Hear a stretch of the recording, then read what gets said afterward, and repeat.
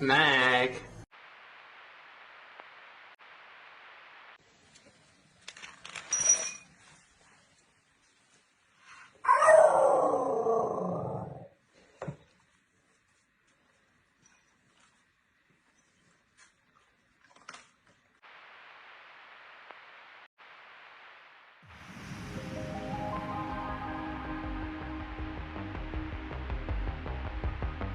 The following program deals with a controversial subject. The theories expressed are not the only possible interpretation. The viewer is invited to make a judgment based on all available information.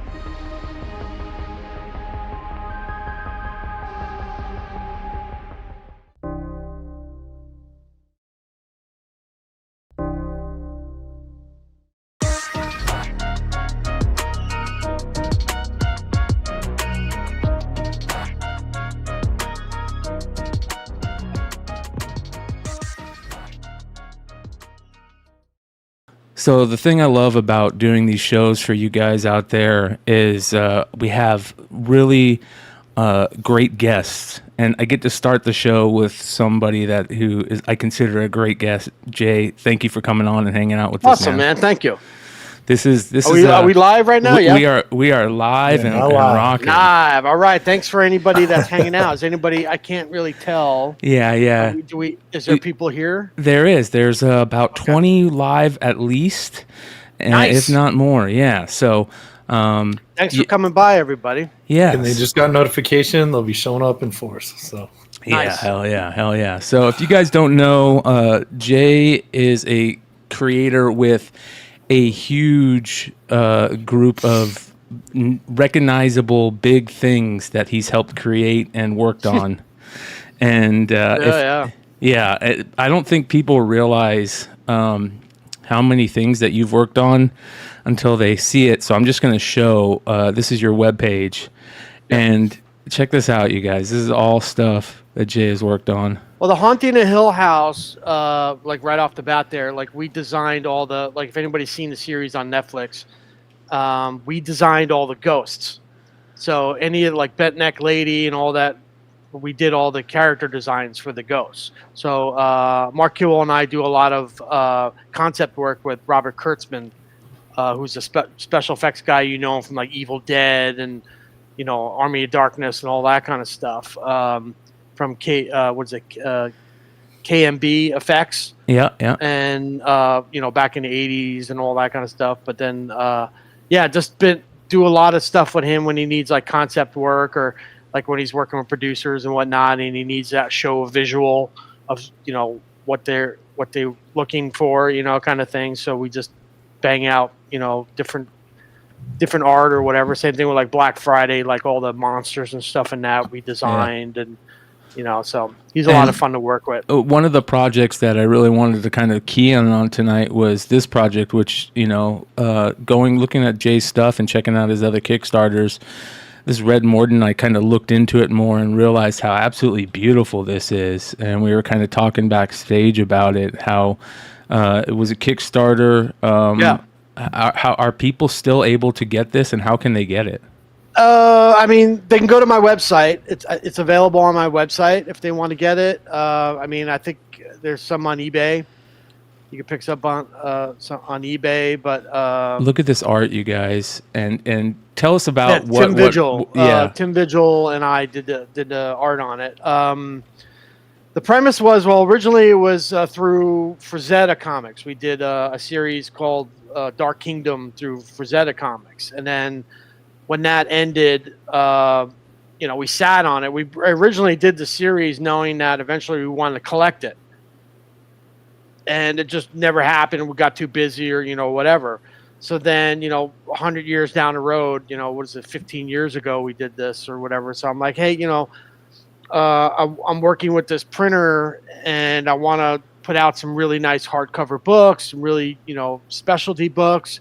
This would be a great opportunity to take what we did there and put it in a book like we always wanted to, and then offer it that way. So it was kind of like finally getting it in a collected edition that we always wanted, and then me also working with an overseas printer and going through the trials and tribulations of putting out a really nice, like, here's a sample, or here's the book right here. That's slipcase. So it comes in a nice slipcase and all that kind of stuff. So big, beautiful. It came out book. really, really nice, and I felt comfortable transitioning now that we're doing a 68 book. That I'm like, okay, now I can hand these guys a 900-page book and feel comfortable. That there's always room for something to go wrong, but but the quality, is outstanding. This is the type of stuff that we love over here. We geek out over these beautiful omnibus editions or absolute editions. Yeah, we really wanted to make it this special. I mean, like, even down to like the signing plate. Mark Kidwell, Nat Jones, myself, and Jeff Zornow are signing these things, like a plate that's going to be put into the book. Like a page. That's put into the book, and then just to make little extra steps. I'm ordering like a special, like kind of like it's like a parchment kind of paper, and the plate's gonna be printed on this paper to kind of give it more of a kind of a rustic, more vintage kind of feel to it, being that we're taking place in 1968 where all this takes place. Yeah. So just to give it a little bit more texture to it, a little bit more, collectability, a little more, bells and whistles. So just things like that. I mean, from the slipcase, right now I'm working with the printer because they have to make me a dummy book, which is basically a blank. It's using all the materials that we're using in the book, but it's all white. Nothing's printed on it yet. And then from that dummy book, they give me the specs for so I could build the cover and the slipcase. And they're giving me like, quote unquote, like a beginner or like a phase 1 template to build the slipcase for it. Yeah, and I'm like, listen, guys, I need something more precise, because if you look at the cover of it, there's barbed wire wraps all. Barbed wire is gonna wrap all around this box and even the binder of the book, so everything matches up, and then it's all gonna be spot gloss barbed wire.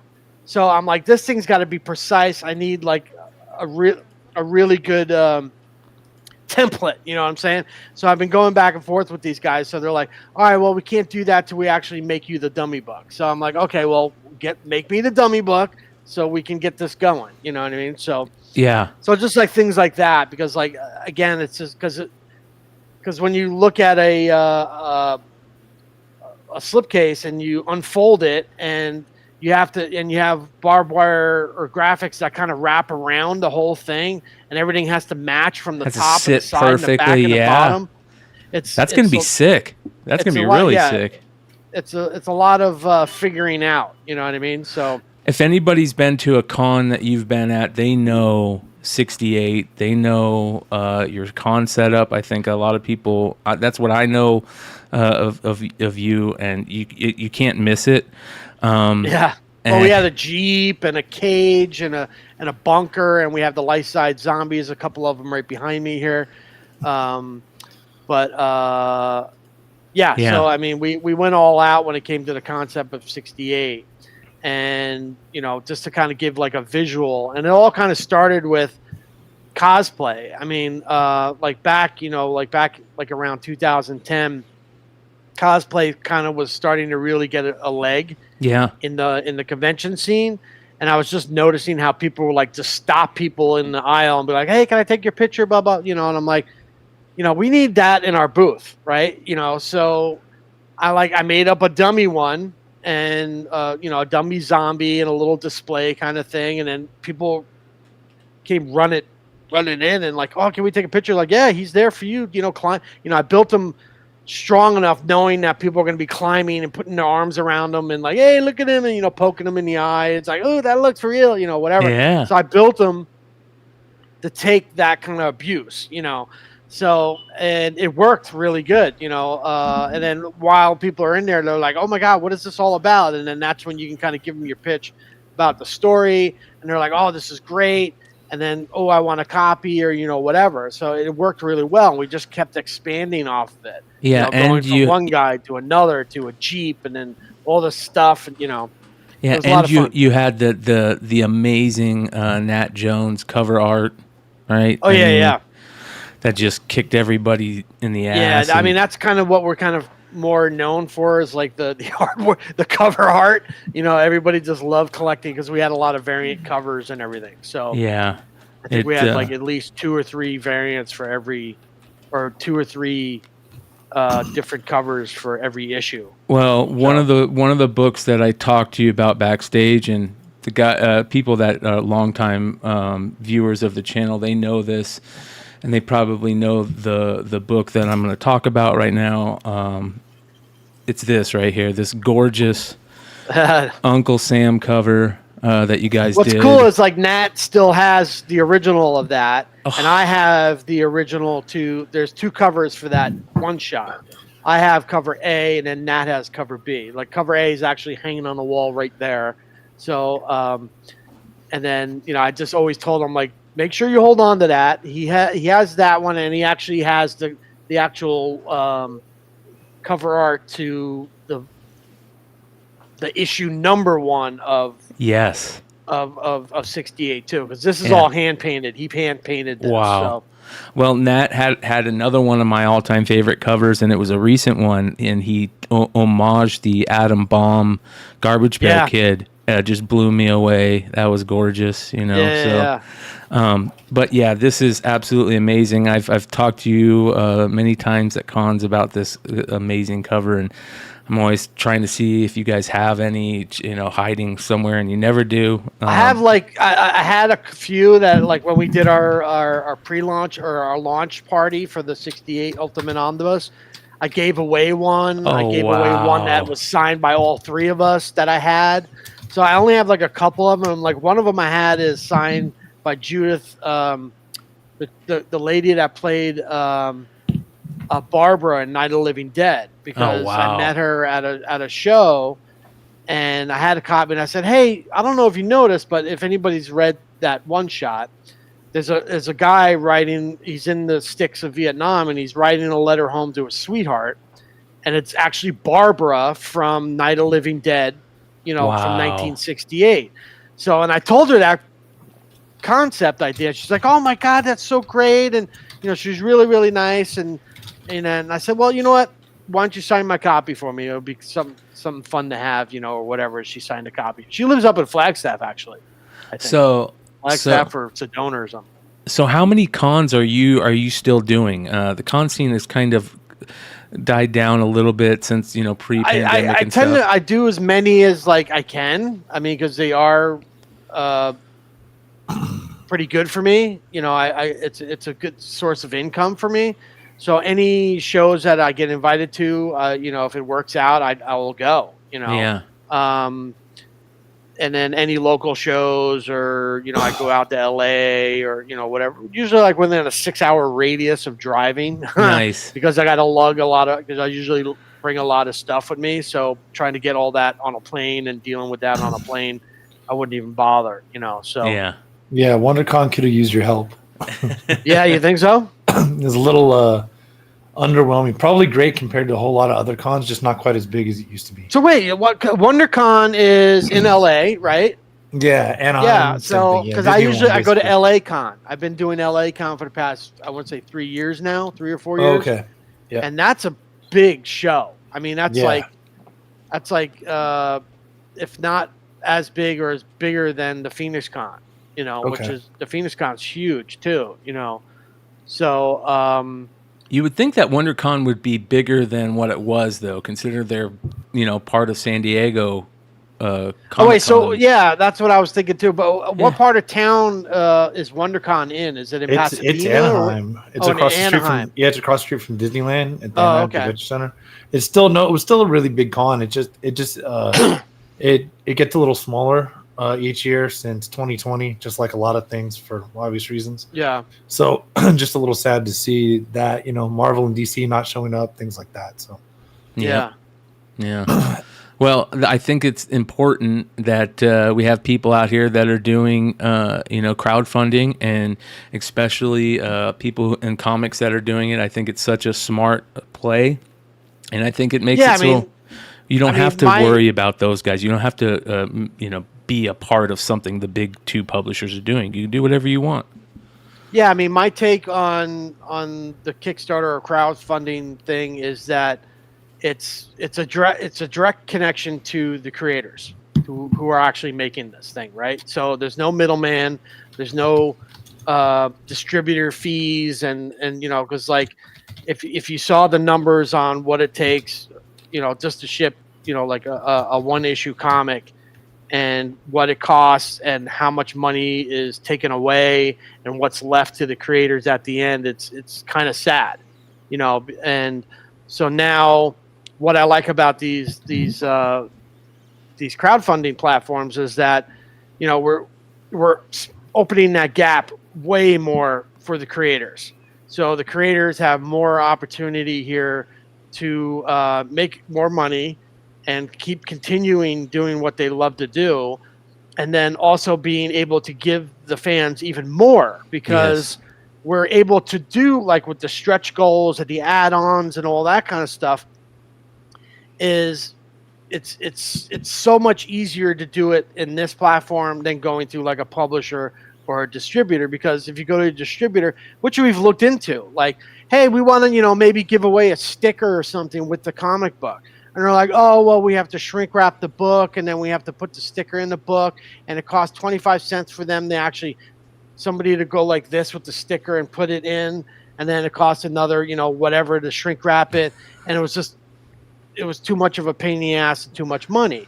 Yeah, you had to do 10,000 copies to even make sense. Yeah. And then here, I'm able to do it here. I have a facility in my home. I have enough room that I can do all this. And then as we're giving away all these stretch goals or add-ons or whatever, I'm just putting more stuff in the box for you. Yeah, hell yeah. And it doesn't cost that much to do, other than me picking it up from the table and putting it in the box, along with whatever else you purchase. So yeah, I love that, because we're able to add way more value to whatever we're putting out. Case in point, with all these like the 68 book here. Now this is our first collected edition of this thing that we started it in 2005, and here we are almost 20 years later, now being able to put a collected edition together for everybody, and we're making it like a one-time only, like, fan. This is, as a fan, this is the book you would want, because it has all the bells and whistles and everything you want in it, all the graphics, all the cool stuff that it comes with. And then eventually, like, because we're in, not production, but they're producing a 68 adult animated TV series right now. So hopefully within this year they'll get it sold, right? Yeah. So hell yeah. So we're kind of announcing that along with this. That's but then, huge. Knowing that, however long it takes them to sell it and get it in production, or whatever, that we'll probably go into like maybe a soft cover edition, and then we'll go through Image Comics. Originally, all this stuff was put out through Image Comics. Mm-hmm. And then, but this collected edition we're doing ourselves.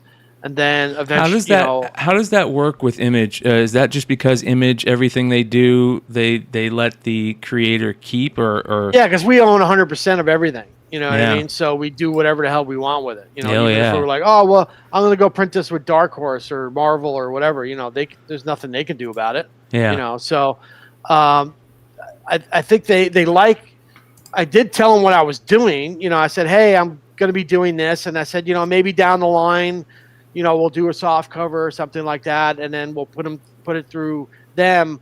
And they have the channels, or I want to say the better streamlines to get it into all the bookstores and all that kind of stuff, and getting it overseas, and ordering it on Amazon and all that. Let them deal with it. and then that will be That's like smart. the Hell yeah. the cheaper version. Yeah, make then, this one with this all the is like bells and whistles. Yeah. So this is like our collector. This is like something this is our like crown jewel of like this collection. If we ever, whatever. So Not bad, man. we're putting every bell and whistle we can put into it, and So everybody, I'm going to drop the link in the description as well and in the live chat. If you guys are interested in this, if you guys, I know there's a lot of fans of this series out there, and if you're a fan of Jay's, make sure you guys go check this out. Go give it a quick view on the Kickstarter. Yes, please. And we're ending in 4 days. Yeah, hell yeah. That's dope. So we just unlocked a 50,000 stretch goal, which is like a mini print of. We plan on doing like the Fab Gore, which is in 1968. The Beatles' White Album came out. Yep. And originally we were going to do this as a 4-issue cover set, but it never happened. So we're going to release these as we're actually giving them to the people that back it. If you scroll all the way down, you can see it. But when you so we're going to do like mini prints. Oh, yeah. So, if you scroll up a little bit more there. Right there. So you can see the first one. That's cool. That's awesome. Yeah, that's Paul. And then you have John right above him now. So that just unlocked. So everybody gets one of those. And then if you hit 55, you get this. Yeah, you got to hit the rest of them. That's a must. I hope. I mean, we got to get everybody on board here, right? Yeah. That's cool, man. That's awesome. So those then look we'll do great. George and Ringo, and then the idea is, you remember like the old school Star Wars cards, right? Remember like when you get the whole set and you flip them over and you put them together, it makes like a big picture or whatever. We want to do that with this. So if we get all 4 of them done, there's going to be a mystery image, quote unquote, mystery image on the back. So when you flip them over and put them together, it makes one big, big image on the back. I like that. Yeah, these are beautiful, man. Well, we're gonna see how long it takes to get all 4. It's got to happen. I hope we're trying. That's why I'm 4 here. days, you guys. Get out there, everybody. Let's go. Get it. Jay, we're going to bring you back on.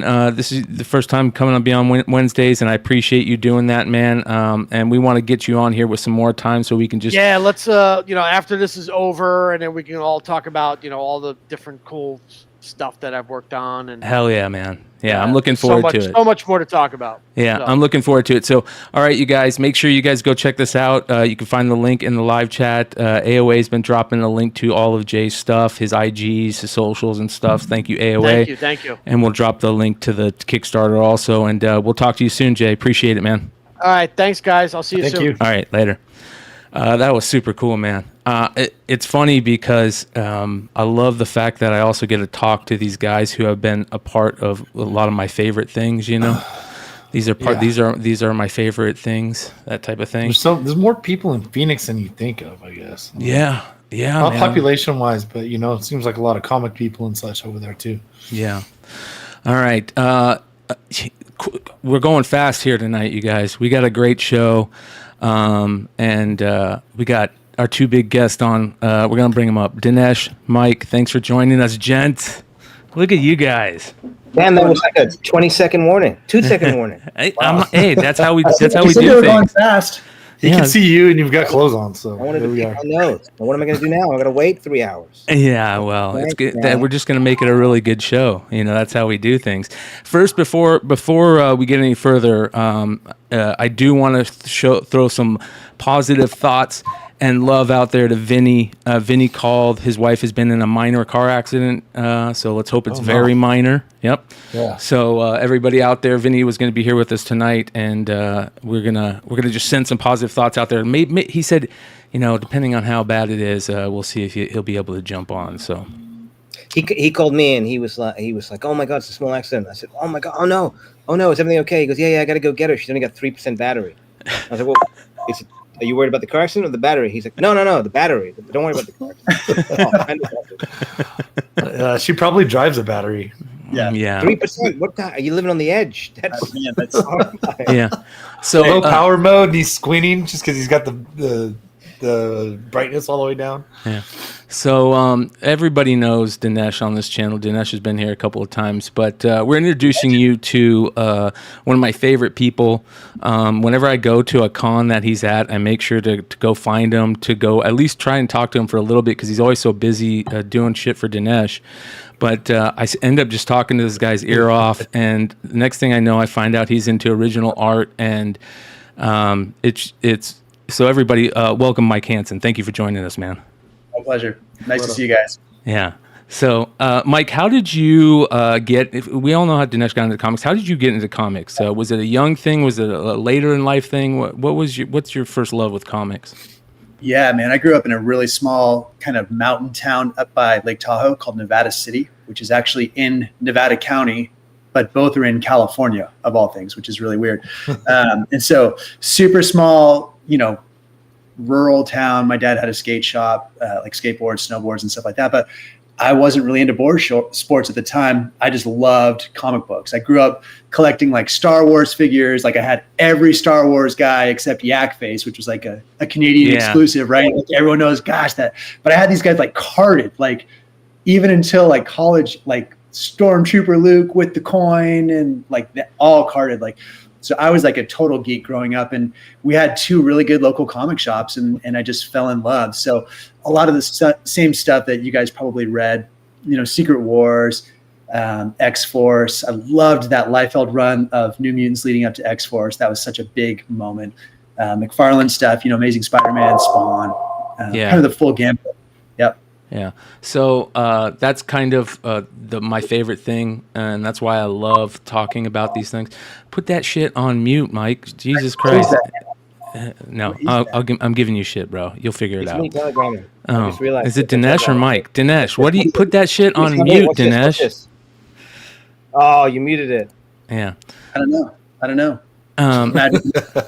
All right. So here's my favorite thing. It's nostalgia. And it's what we just saw right there. It's you talking about, remembering this shit and getting excited. And we all know, I could see that moment. And every time we got somebody on here that talks about it, that's my favorite part of all this. So I'm glad to have you on, brother. This is a lot of fun. Original art. That is what we're here for. And you guys, you do this on a different level. You guys are like fanatics on this stuff.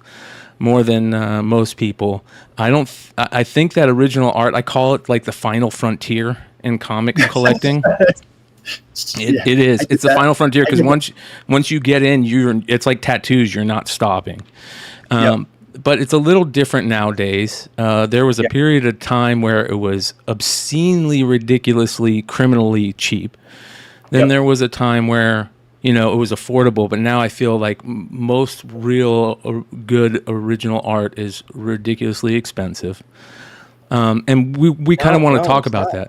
Yeah. We're the expert in that, by the way. What's that? Thank you for joining Mythbusters tonight. I love it.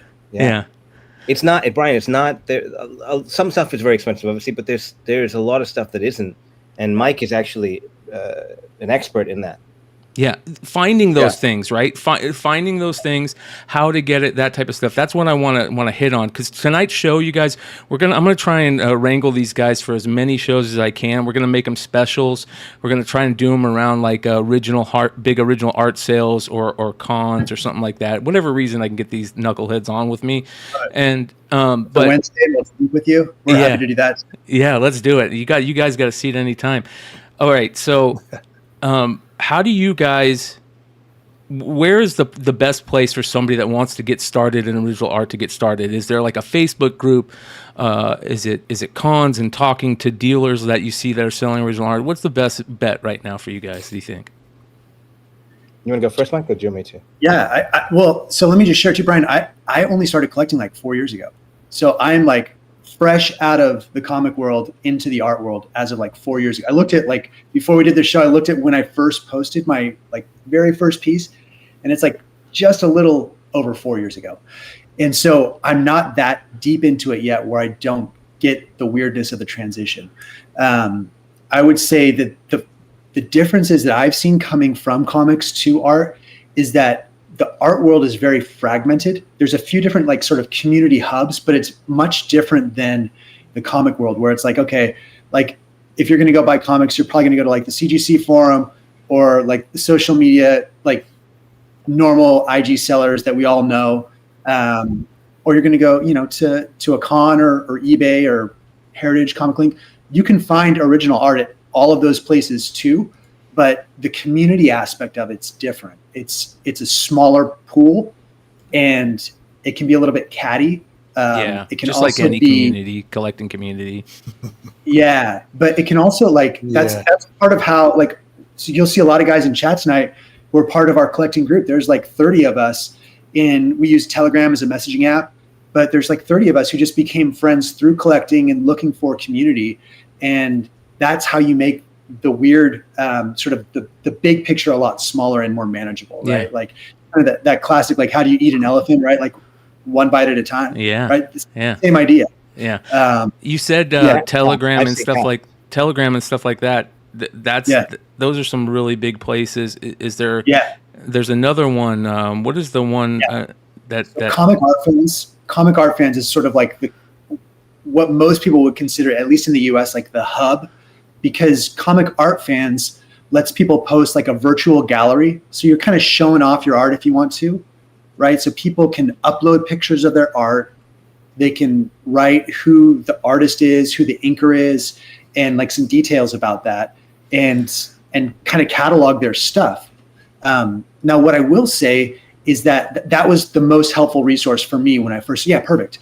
So you'll see on the right side, there's a lot of noise on the site right now, and they're doing some updates on it. But you can see on the right side, those are all individual galleries under the latest updates there. Each one of those people, that represents a person or a collector and their galleries. So like if you click on Wolvie Fan, for example. Yeah, in the top right. Oh, yeah. So this guy, there's a piece that he has, and then it's almost like MySpace. Like you remember MySpace where you had like your favorite.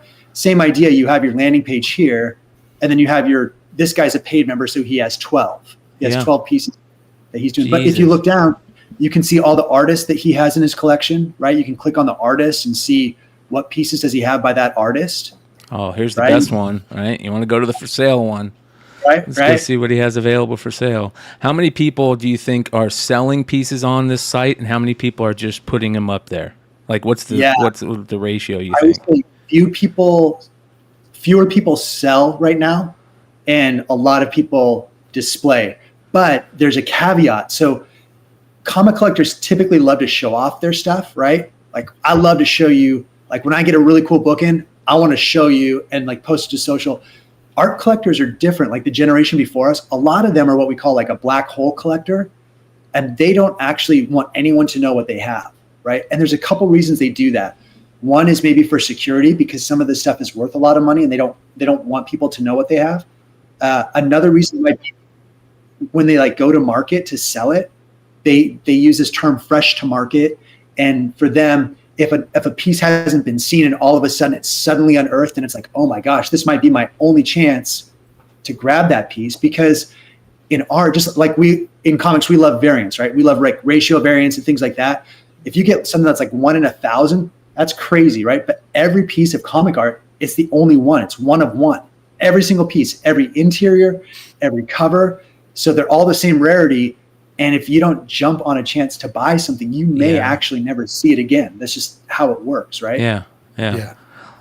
One person that I know that isn't that way, that isn't one of those black holes, and that likes to let people know, is this guy below us. I see him going. Yeah, you're on the same route, Mike. But we all know Dinesh is lending OA as well as you are now, Mike, to these traveling, museum projects, which is super cool. And I think that also opens up a lot of people to OA and how cool it is, right? I mean, those traveling projects are amazing. Yeah, they're amazing. They're multi-million-dollar events. They move from city to city, 6 months at a time. Semmels, the company that puts them together, Patrick Reed and Ben Saunders are the curators, and they do an incredible job. The original art is the core of it, but they have movie props. They have multimedia from it's all a Marvel exhibit. They've got the original books. They've got custom statues, and it's this real tour. And they've got custom music. Hans Zimmer does the music, and you get to walk around through the history of Marvel and see all these amazing artifacts. and just remind yourself why you love this stuff. It's awesome. Yeah. And it's all people that don't interact with comics on a day-to-day basis, who watch the movies or play the games, and then they fall in love with books, art, etc. It's really wonderful. Yeah, I love that type of shit, and I think it's very interesting. Also, the history of original art collecting is very sordid in a lot of people's minds, because there's these old school times where a lot of these artists were kind of, these pages were selling for $25 a page, and some of the greatest artists of all time, I've always hear these rumors when, the old times of, selling all their original art in some hotel room at a con one day. Nowadays, it's totally different. I think that for the most part, artists who still produce physical art, they sell their pages, or they keep them and they have the ability to sell them. But there's a big difference in how pages are sold and their prices, and also how many physical pages are out there. What are your guys' thoughts, being, original art collectors, on the digital side of, comic art these days? Mike, you want to tackle this, or do you want me to? Either way. Do you want me to take it from a collector perspective and you take it as a publisher? Mm-hmm. That might be helpful, because you've got some unique. Let's hear it. Sure. So as a collector, digital art is a bummer for me, right? Because now all of a sudden you can't get that piece, right? I'll give you an example. You think about something like Edge of Spider-Verse 2 or Ultimate Fallout 4. These massive characters, Gwen and Miles, and all of those interiors were digital. Like there is not a single piece of original art except for the covers of those two books that exists. The only two pieces, right?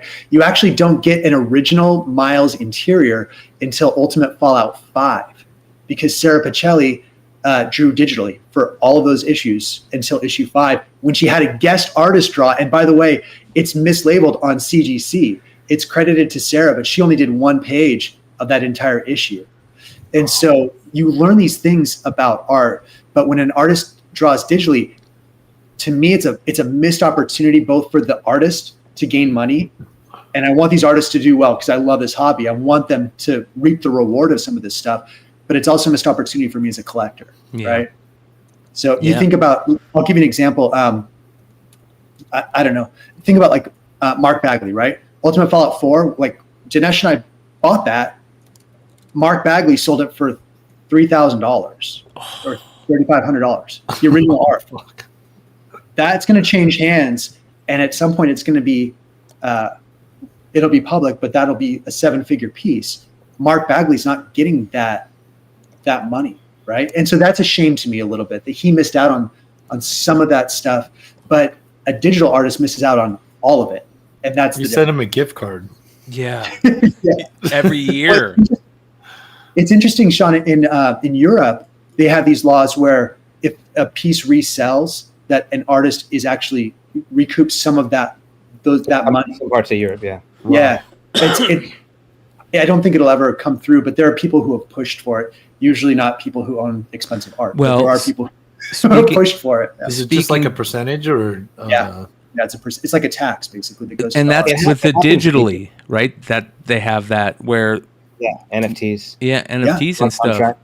And if anything, right? Vinny used to always talk about this whenever we talked to Vinny about it, about, if there was a way to do the original art with the digital, and the only way that could be similar is to have do an NFT of the piece and it be on the blockchain or something. I mean, do you see that really happening, Dinesh? Is there a do you think there's a chance for that? I do. I hope it does happen. The prices have gone up so much. Art collectors stand so much to gain because of the increase in value. But I think especially one of my favorite things about original art is there's no resource really. I mean, there's comic art fans and places and communities, but there's no de facto resource like there is in comics. And you're not even sure what exists. There's no CGC census. And so I think the earliest Marvel cover that exists is like FF40. None of the famous Silver Age covers exist. They're rumored to have all gone to Japan for reprints and been destroyed. Wow. So there's lots of things to learn on that. FF5, half the book is known to exist. The other half, who knows? FF1 doesn't exist. 2 doesn't exist that anyone's ever seen. Hulk 181 allegedly went up in smoke in a fire. Rumors that it exists. I like that kind of stuff, and I think that a lot of it has to do with the fact that Marvel and DC in the 60s and 70s and 80s, there was a lot of theft for the original art because they would get the art in, they would have to scan it, photograph it, I should say.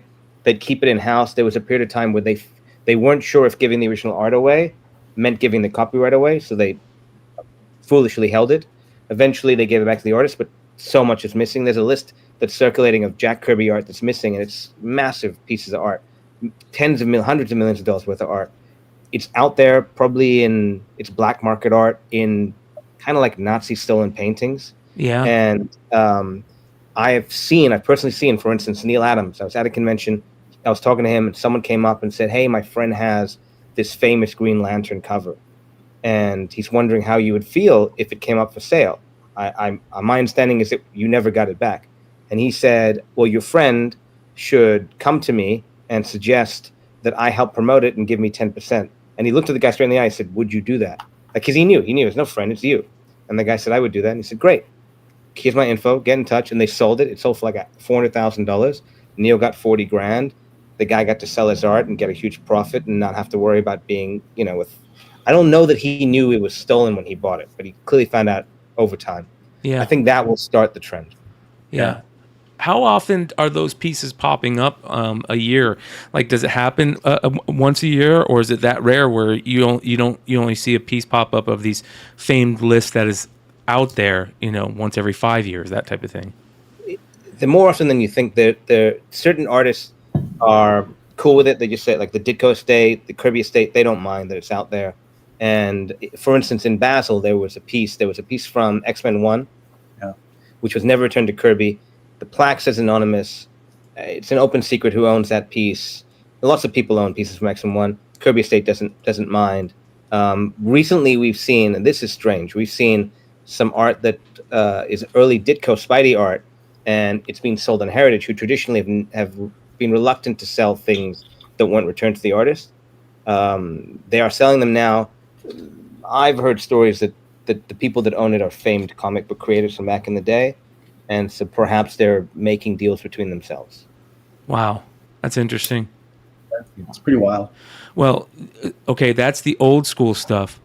Let's talk about the new school stuff. And because, a lot of these times, that's how all my original art, before I started doing, like social media and YouTube and stuff really heavily, I would just go to a con to the new guys, or I'd reach out to them through IG or something and say, "Hey, you got this book coming up or this cover coming out. I would like to purchase it." How easy is it nowadays to do it, to reach to these modern guys that are out there? Yeah, I think that I still reach out directly to the artists all the time. Most of the artists are pretty accessible on social, and that's actually one of the things that I've loved and preferred about collecting art versus comics, just for me, is that you're interacting with the artist. I mean, okay, so this is real talk. Hell yeah. I tracked down Adrian Alfona, who is he's kind of a hermit, and he's up in Canada. This guy's like reclusive, and I had to use a lot of resources to try to find this guy. But he had all of his original Kamala Khan art in a notebook, like still in the spiral notebook. And he sold me a lot of those pieces, ripped them out. So like if you look at some of the pieces that are there, it's like I didn't touch them because I loved that these came out of the notebook, and you see the rips from the spiral. It's crazy. Yeah, there was some in some of the stuff that you sent me, right? Did you send me any of that? I don't know if I have. You can check. I think they. Let's see. If you go to my calf, actually, Brian, you could probably find it there. It's going to be easier. Okay. It's so cool. It's so cool. Yeah. When you showed me that picture for the first time, Mike, it was so cool. Yeah, like if you did a search in calf for like Marvel .1 now 1. That'll show some Adrian Alfona stuff. But that's the kind of stuff I love, right? And I'll give you another quick story. We were just in Basel, and I started collecting the artwork. Do you guys ever play Marvel Snap? Do you guys know Snap? Oh, yeah. Mobile phone? Yeah. Yeah. So all those cards, all those variants have original art, and those are they're really cool, and they're not that expensive. They're pretty accessible. Some of those cards that I own, like the artwork is on display in Switzerland. And so I emailed the artist and was like, hey, here's pictures of it. Yeah. So scroll down a little bit to the artists on this section. Keep going. Go down a little bit more and go by art. Okay, there you go. So if you look at Alfona on the top right there, you can see. Here we go. Look at this. Yeah, so you can see this. Here's a cover for Strange Academy 7. It looks like on the museum picture they kind of, but it's like just ripped out. Like how cool is that? That is amazing. Vinny, by the way, has joined us. Hey. How's everything, Vinny? How's she doing? Everything's good. Okay. Hell yeah. Cool. Hell yeah. All right, we will continue on then. This is one of my favorite things that you have mentioned this and you have brought this up because the Strange Academy stuff is some of my favorite stuff. And I think it's some of your favorite stuff too, Mike, right? It is. Actually, those are some of the first pieces I ever bought. When I bought original art, I remember calling Dinesh, and Humberto Ramos' rep is a guy named Joseph Damon, really good dude. And he happens to live like 10 minutes from my in-laws. And so I saw him post the Strange Academy 1 covers from Ramos on CAF. I'd just gotten into this, and I happened to be like 10 minutes away from him that weekend that he posts. And so like no one had read Strange Academy. It hadn't come out yet. And I'm like, man, this looks kind of fun, and I'm just going to take a flyer on this thing. So I bought 2 covers from him. Yeah, this is a really cool series. I think it's one of the few series out there that the characters are likable. It's fun. It's a hit in my mind for many things other than just comics. That's for sure. But yeah, man, that is super cool. Just being able to find an artist that you love and that's hard to find. I know there's a lot of people out there that are still doing that. We hear about old artists too that are popping up and people searching for them. Have you guys ever looked into like the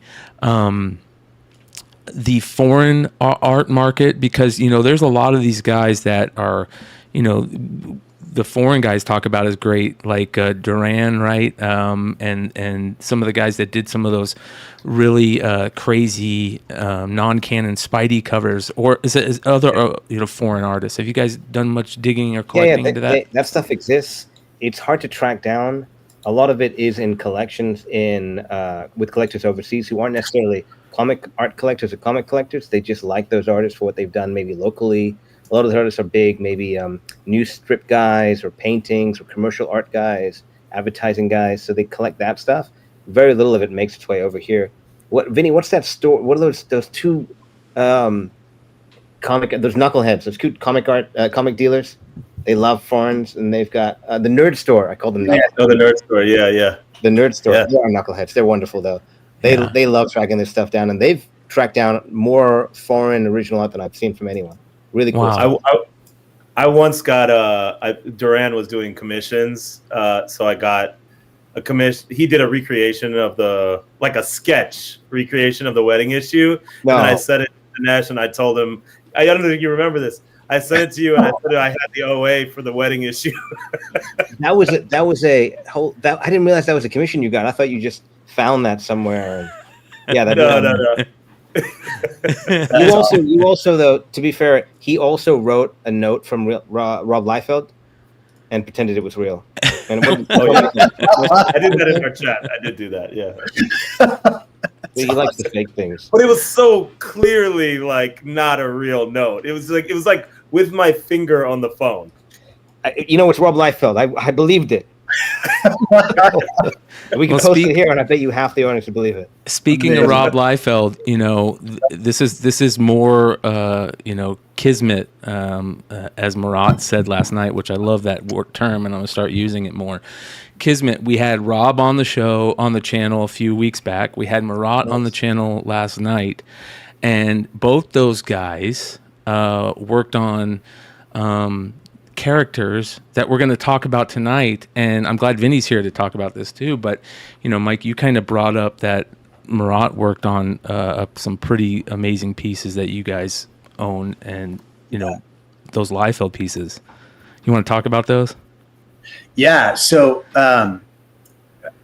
it's really interesting. About a year ago or so, Rob put up for auction at Heritage these two what he called pencil sketches, but they were sort of the sketches of 2 pages from New Mutants 98.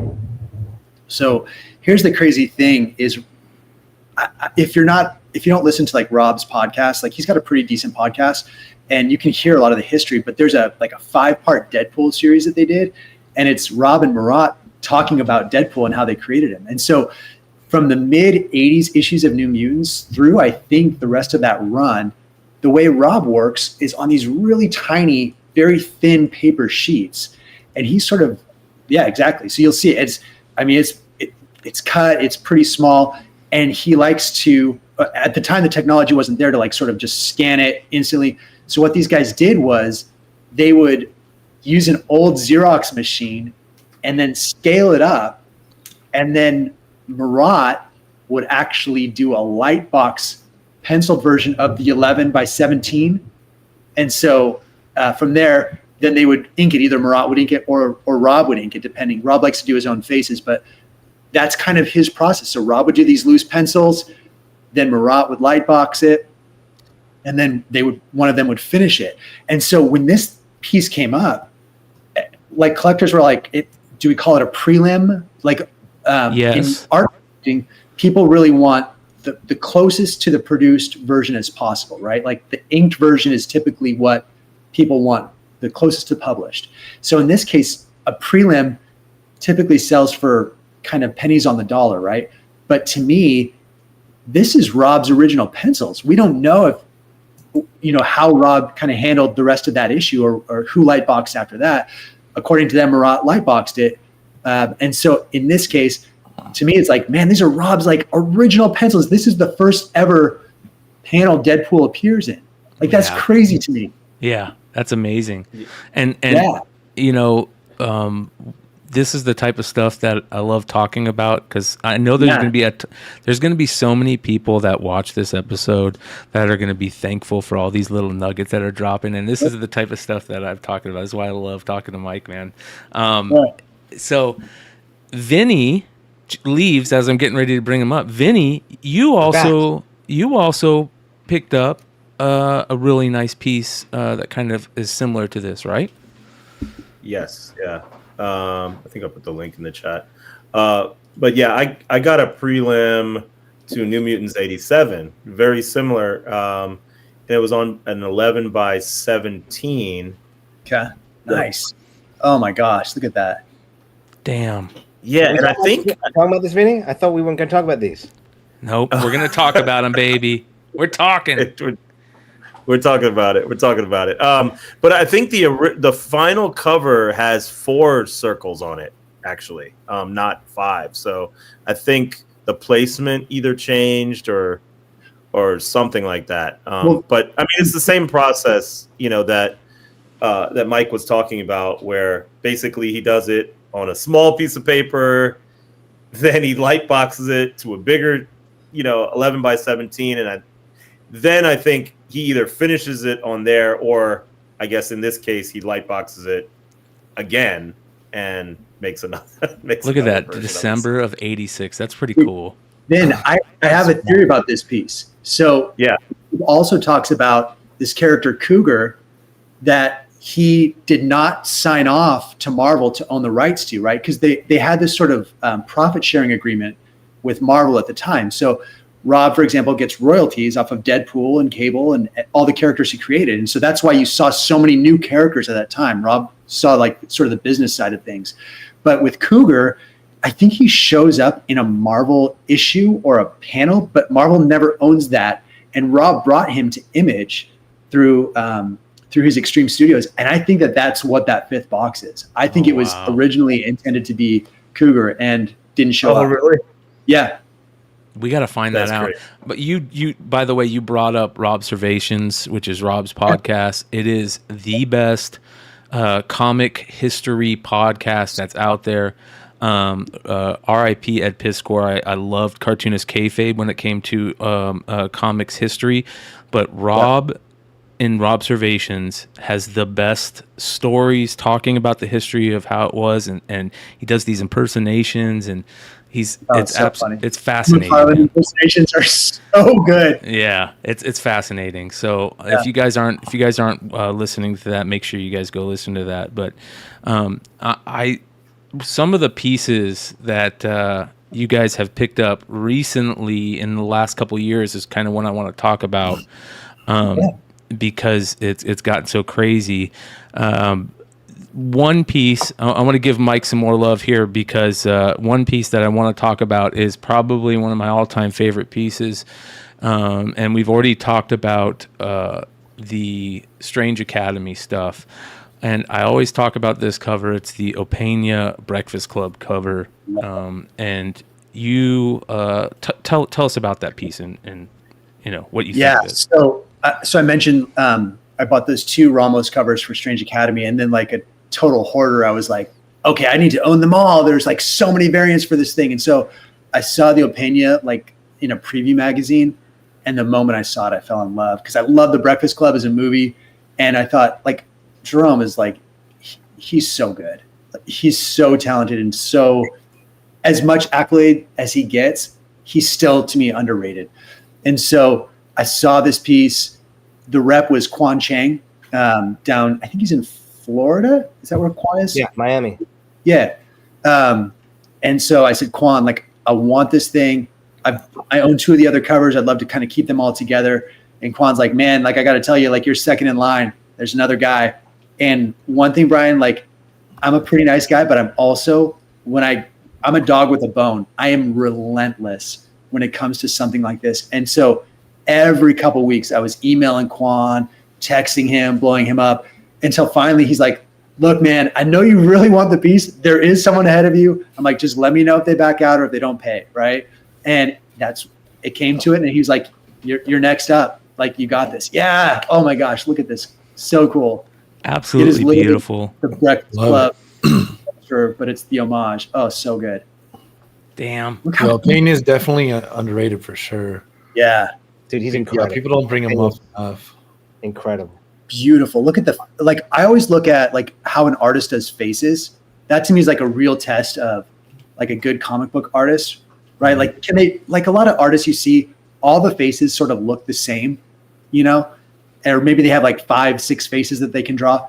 This is rad. Yeah. There's no mistaking any of these characters. They're all different, and none of them look like the other. Even the 2 brothers there. Yeah, this is about as perfect as an OA piece can get, in my opinion, man. This is absolutely gorgeous. I thought I was doing good selling the comic for $1,200, but So, Sean, let's talk about that for a second, because like I know that people get worried about price and talking about that stuff. So I'm not going to lie that this was expensive. Okay. Yeah. But like, and I know, sometimes you hit the lottery and a comic sells for $1,000 that you just got, right? Yeah. So this piece was $8,000. Full disclosure, $8,000. That's 8 9/8s, 8 of them. Like, would you rather have 8 9/8 of this comic book or the actual art of this thing? Yeah. Right? Yeah, it's not. Yeah, absolutely, man. The the same thing. So 8,000 sounds like a spectacular deal. The other thing to think about also, and I think what the drug that is original art, when you realize this, is it holds its value like Yes. no business, right? So if the book suddenly becomes a book that people don't want to spec on anymore, all those 9/8s go down to whatever they go down to. The art not only is going to hold, if some time has passed, it's probably gone up in value. Yeah. It isn't valuable because it's a spec book. It's valuable because these characters are characters people want to see. It's popular because it's original art. It's valuable because it's Jerome Opeña, right? So you've got all these factors that maintain value, and art is surprisingly pretty liquid. If you drop the price of art 5% off market, it moves within 24 hours. Crazy. Yeah. How often are you flipping art, Dinesh? Is that a constant thing with you, or do you usually keep the stuff that you have? Are you flipping to the next piece, that type of thing? Because I know that's how a lot of us got into comics to begin with. We would go and flip till we got our grails, type thing. Are you doing that? No, I think there are people that do that, and I think it's I have no issues with it. I don't do that for two reasons. I have been very lucky in my life that I sold my company and I don't have to do that. But also the opportunities that I have in my work, it's a better place to put my time. Yeah. But I have sold, and I have a rule in my mind, which is I only sell when someone makes me an offer that I feel silly saying no to. Usually that's an offer of here's tomorrow's price today. Yep. So probably about every 6 months I get that kind of offer, and I hate getting them. Every piece of art I've sold, I've regretted. I want them all back. I don't feel that way with comics. Yeah. I do have a comic collection. If I saw a piece of art I wanted, I would sell probably every comic before I sold the worst piece of art.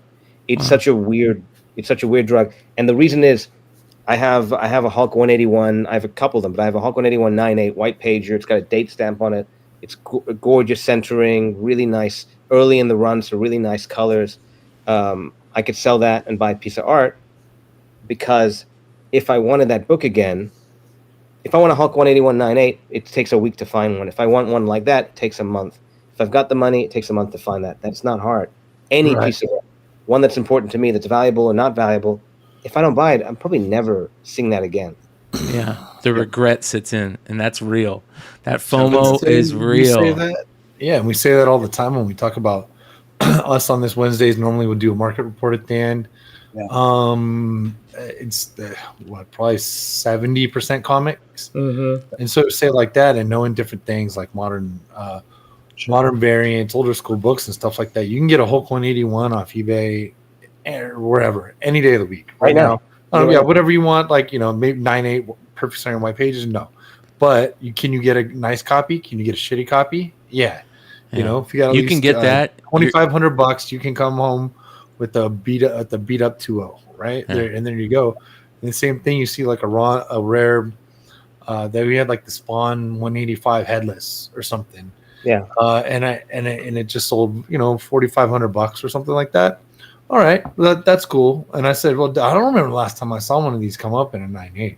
There aren't actually that many of these. Spawn collectors put things away. So obviously it's not original art, but it's just so much more scarce. So people are like, oh, you overpaid for that. And I hate when anybody says that, by the way. Yeah. Just pay for what you want. Doesn't really matter. You look at that and I go, yeah. And you look and you say, oh shit. Well, the last one that sold was similar price, a little bit less, but no one hasn't come to market in 3 years. So if you haven't seen something in 3 years, it's you pay for what you want. Yeah. You talked about 9/8 Spawn collections. You talked about it being surprisingly affordable, Dinesh, in the beginning. You just came into some new pieces. Surprisingly affordable. These were not surprisingly affordable. It depends where you are. Look, if you're after a 19, this is an early. This I think is early 90s, maybe late 80s. 86. Yeah. All these boards from that era. Oh, say 86. Board. Yeah. Thank you. Okay. Thank you. It took me forever to figure. I was like, why is it saying 86? Did they know about the same date?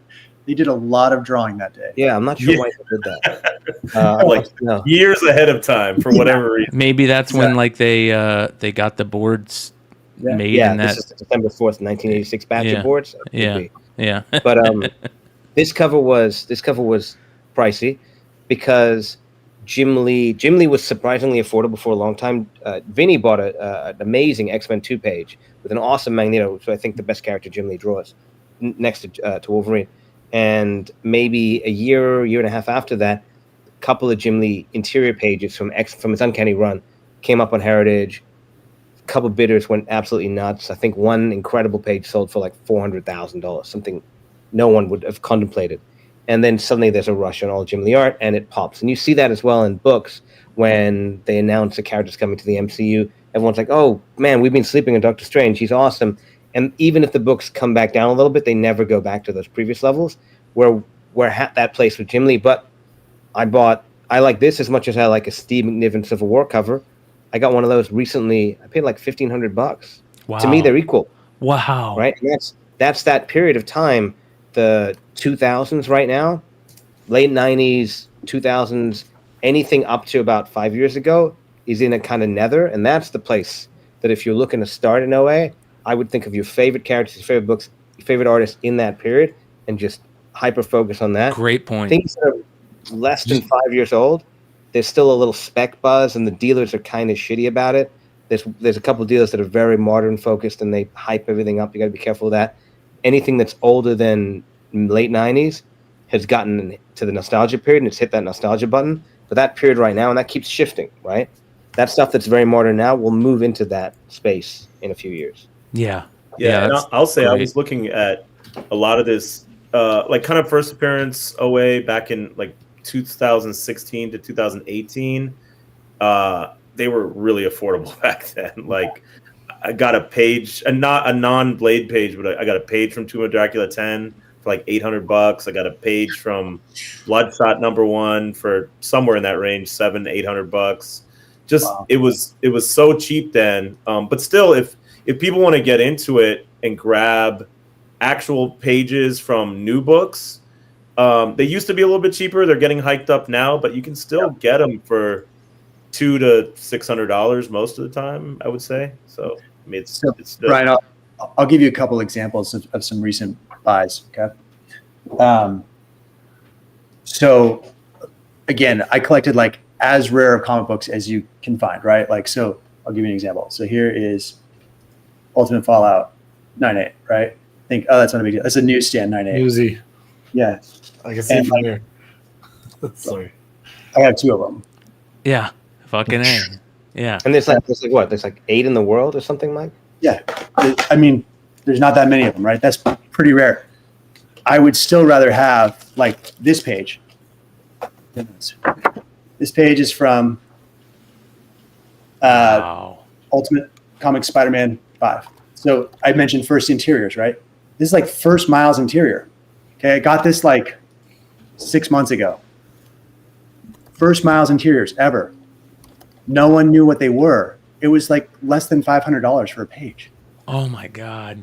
See, that's wow. I think that the original art collecting.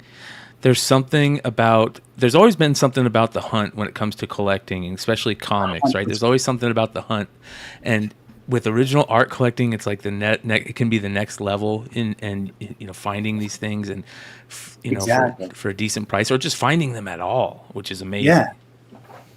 Well, I think that was it, right? Like when I first got into comic books, it was like, and Dinesh knows this. This was before newsstand was pretty mainstream, right? Like when we start differentiating newsstands, that's like the last 5 to 6 years. If you really look back, yeah, there really wasn't much of a differentiator at that time. Okay, that was the rise of social media and more accessibility to some of that knowledge. And so collectors would kind of find those rare niches, right? Like the Mark Jewelers or the late modern newsstands or the Whitman variants, right? Like all these cool things. It's no different. It's using that same sort of detective skills, but for art. Same exact skill set, same process, just different resources, right? Yeah. So that's why I used SCAF. When I first came in here, I made a list of exactly what Dinesh said. Pick all the characters that you like after 2000, right? Like in that lull of where you don't have the old guard who have been collecting Kirby and Simonson and all those like Frank Miller. That stuff's going to be way out of my reach, right? I can't afford that stuff. What I can't afford are these modern characters like Kamala that no one knew or cared about, Miles, no one knew or cared about. Things like here's one I just picked up recently, right? Oh, hold on. Jesus. Oh yeah, Jesus Christ. Oh, that's awesome. Right? Fucking good luck. How much is it? A 9.8 of this was what, like $1,000? Like, yeah, a couple. It was like 4, and I was at. Yeah. So it's 4. I sold it the right time. I want to say. So that was it's 1,000 something now. But yeah, so that was a very small multiple of that, right? But again, like, would you rather have this one of one thing? What was it, Mike? What'd you pay? I paid. I don't know. I'd have to ask Bailey. Bailey's in the chat. Bailey, I don't want to out you. Oh, you don't want to out him? Okay, yeah, sure. Yeah. But it's what you're saying is it's a under 10. It was under 10. That's a win, right? I mean, that's like the number to me that I would think of for a cover. A really good cover is the $10,000 mark, but like one like that, I would think it'd be more than 10. And then just a regular cover to me, and this is what I'm thinking. You guys tell me if I'm right. A regular cover is probably like $1,000 to $2,000 for and then I think you're absolutely on the money. And then you get a bump if it's like Coipel, then you have to add a Coipel bump. Yeah. Or a hot book, right? Like what's one of the hottest books out right now? Like Ultimate Spider-Man, right? Yes, like, the Daniel. Tony knew that this cover was big, right? So like that was like, I think it was 5,000 on that cover, but like I also knew like same thing, right? Like we know that book's going to be big, and I know that I can get my money out of that just like a comic book, right? Sometimes you guys, like as comic book investors, we sort of push ourselves to the margin, but we know that comic books are liquid, right? And that's really good for us. So I know that like while I don't intend to sell anything, if I need to in a pinch, tomorrow I could get my money back out of it. Yeah. Yeah. High on that Blue Marvel from Curiosity is 2,600. Recent sales are 600. Yeah. So it's a multiple of that, right? Like Ouch. I want to talk about some of these. You put up the Daniel. I want to talk about the Daniel because I think this is such an underrated cover. I think it's probably in my opinion, the best cover of anything that's been put out for Ultimate Spider-Man yet. I remember I think we were talking on IG or something. I was like, holy shit, man, check the Ultimate Spider-Man Daniel is hot. And you sent me this. How quick were you on this? I mean, how fast did you see it? Like how did that work with this? Yeah. So what I did was when that book came out, I bought it day of, right? Like I'm a Wednesday warrior. Like I went to my comic. So I read comic books, and that's the difference with a lot of people in the art collecting hobby is a lot of them stopped reading in like 2000 or the mid 90s.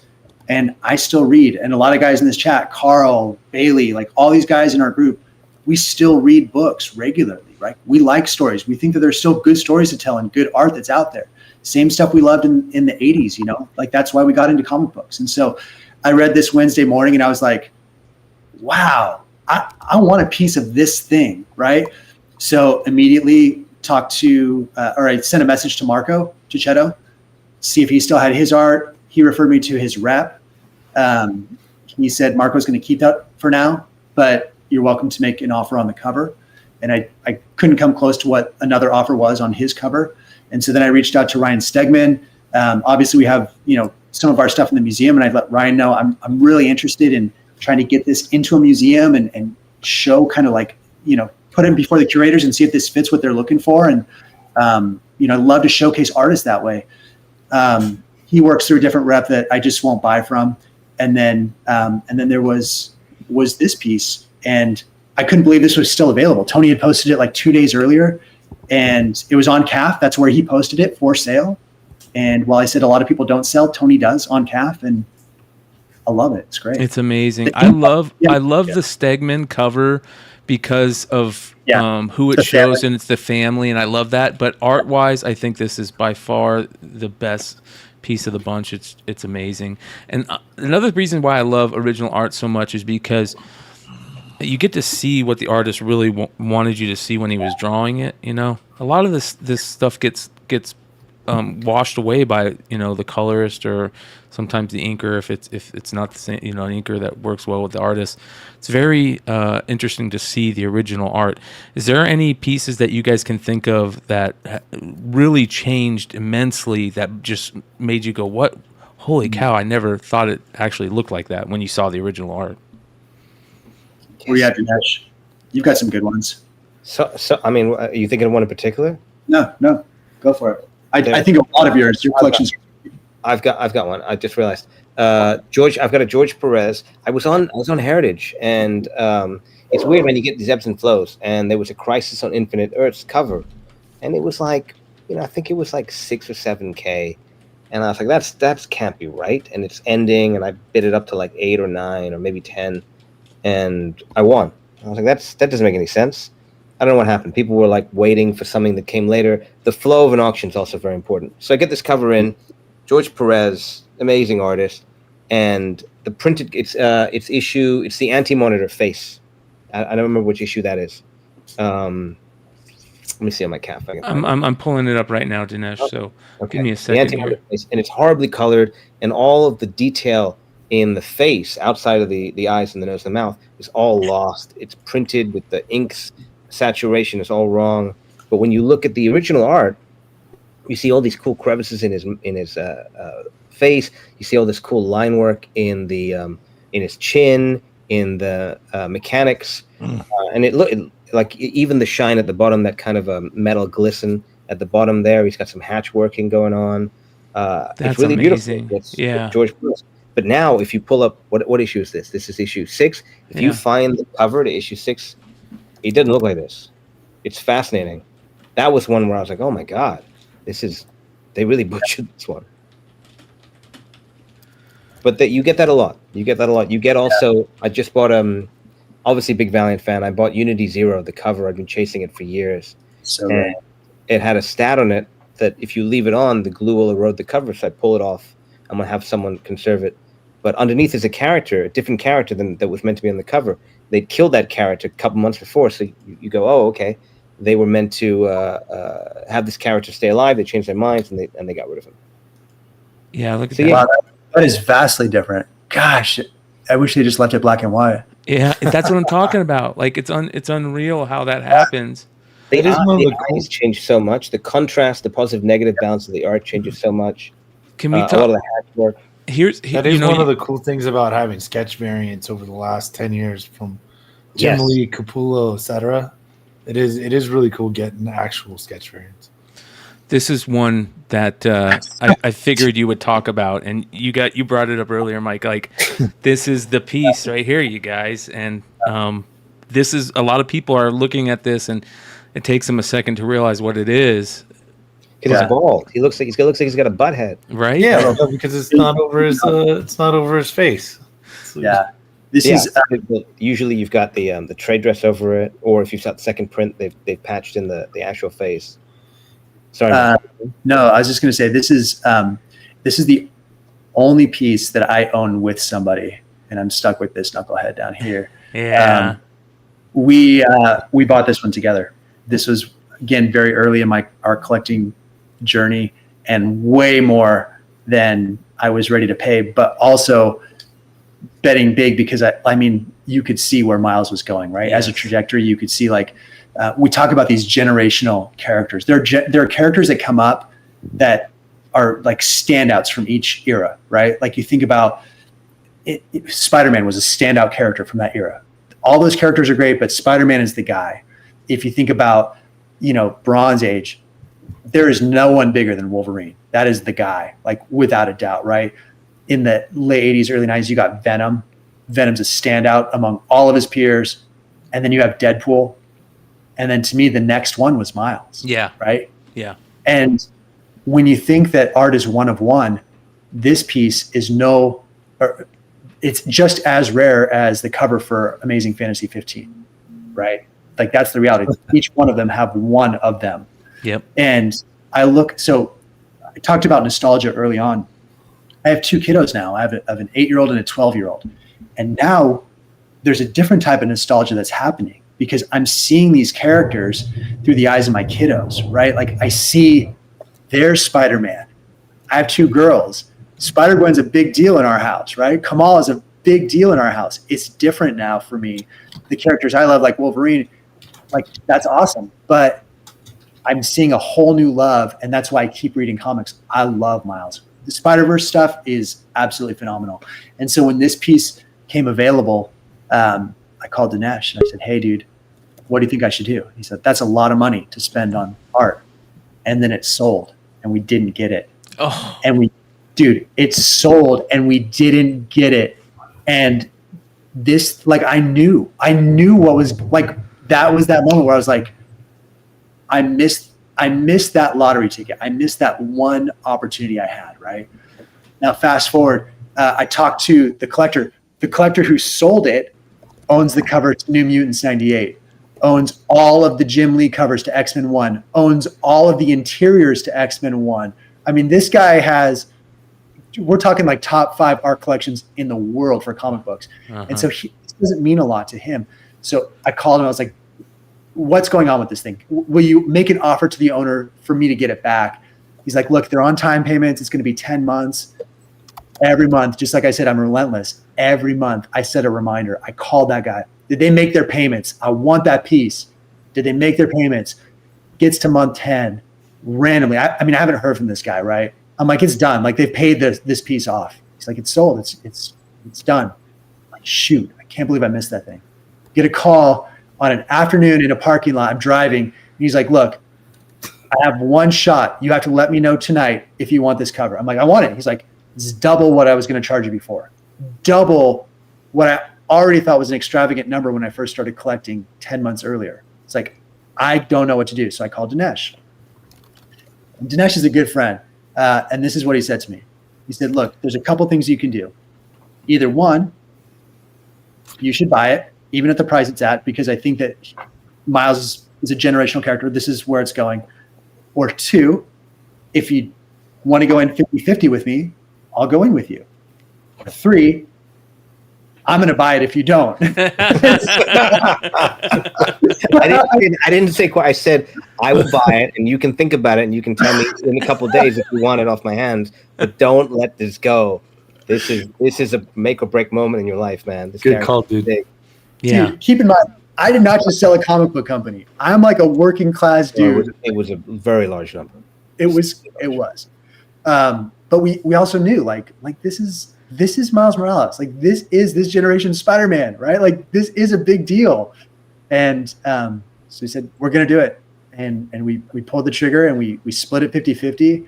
And we've been offered like 5 times what we've already paid for it. Well, let's talk about that. I don't want to get into the specifics, but you know, you said like this is a large amount of money for this stuff, but Dinesh tells you need to do this because it could be life-changing money in so many years. Like this is retirement money. This is kids' future money, you know, with a lot of this stuff that is really iconic. Now, not everything is super iconic, but there are pieces that are iconic, and this is one of them. This is it. And you can get caught up with original art. You can start at $1,000, $1,500, like you do with high-end variants. But it can escalate, and you have to, unlike comics, I think, but even probably with comics, but here in original art, you have to think about it.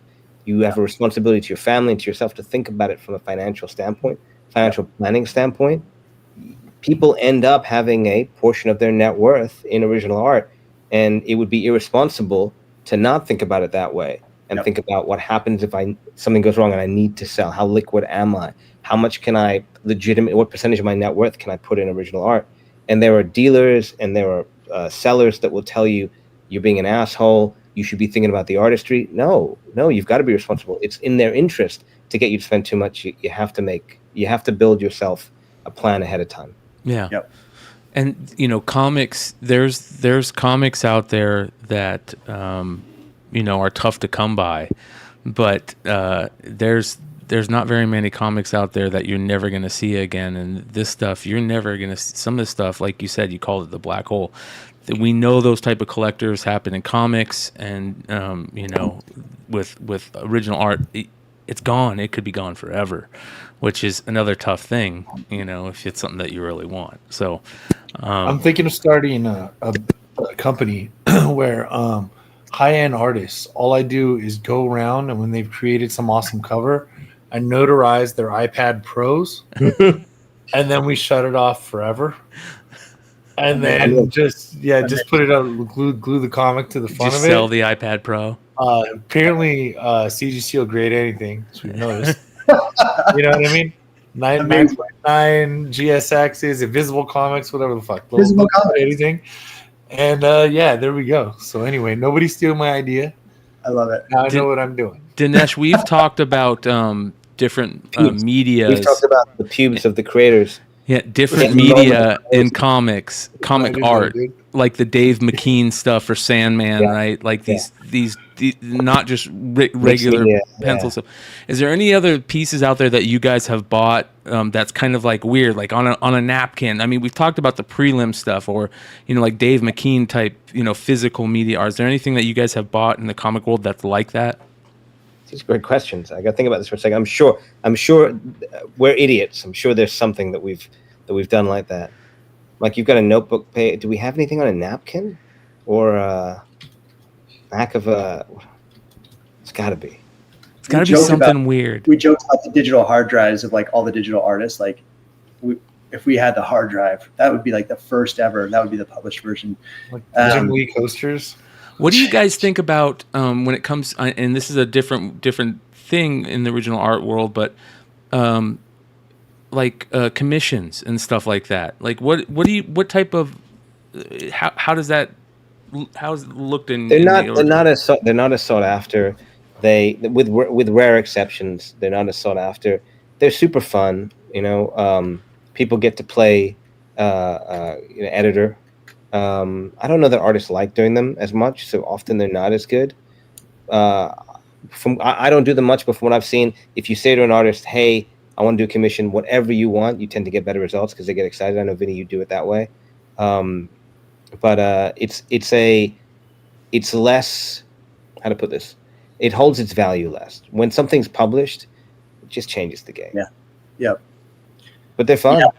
Yeah. You see a kind of a laddered effect where people come into original art and sometimes they start with modern because it's cheaper, or commissions because it's more fun, and eventually they go and they move into published art and they go, it's better to spend a little bit more and get it published, and then they feel like, oh, that early stuff I want to get rid of.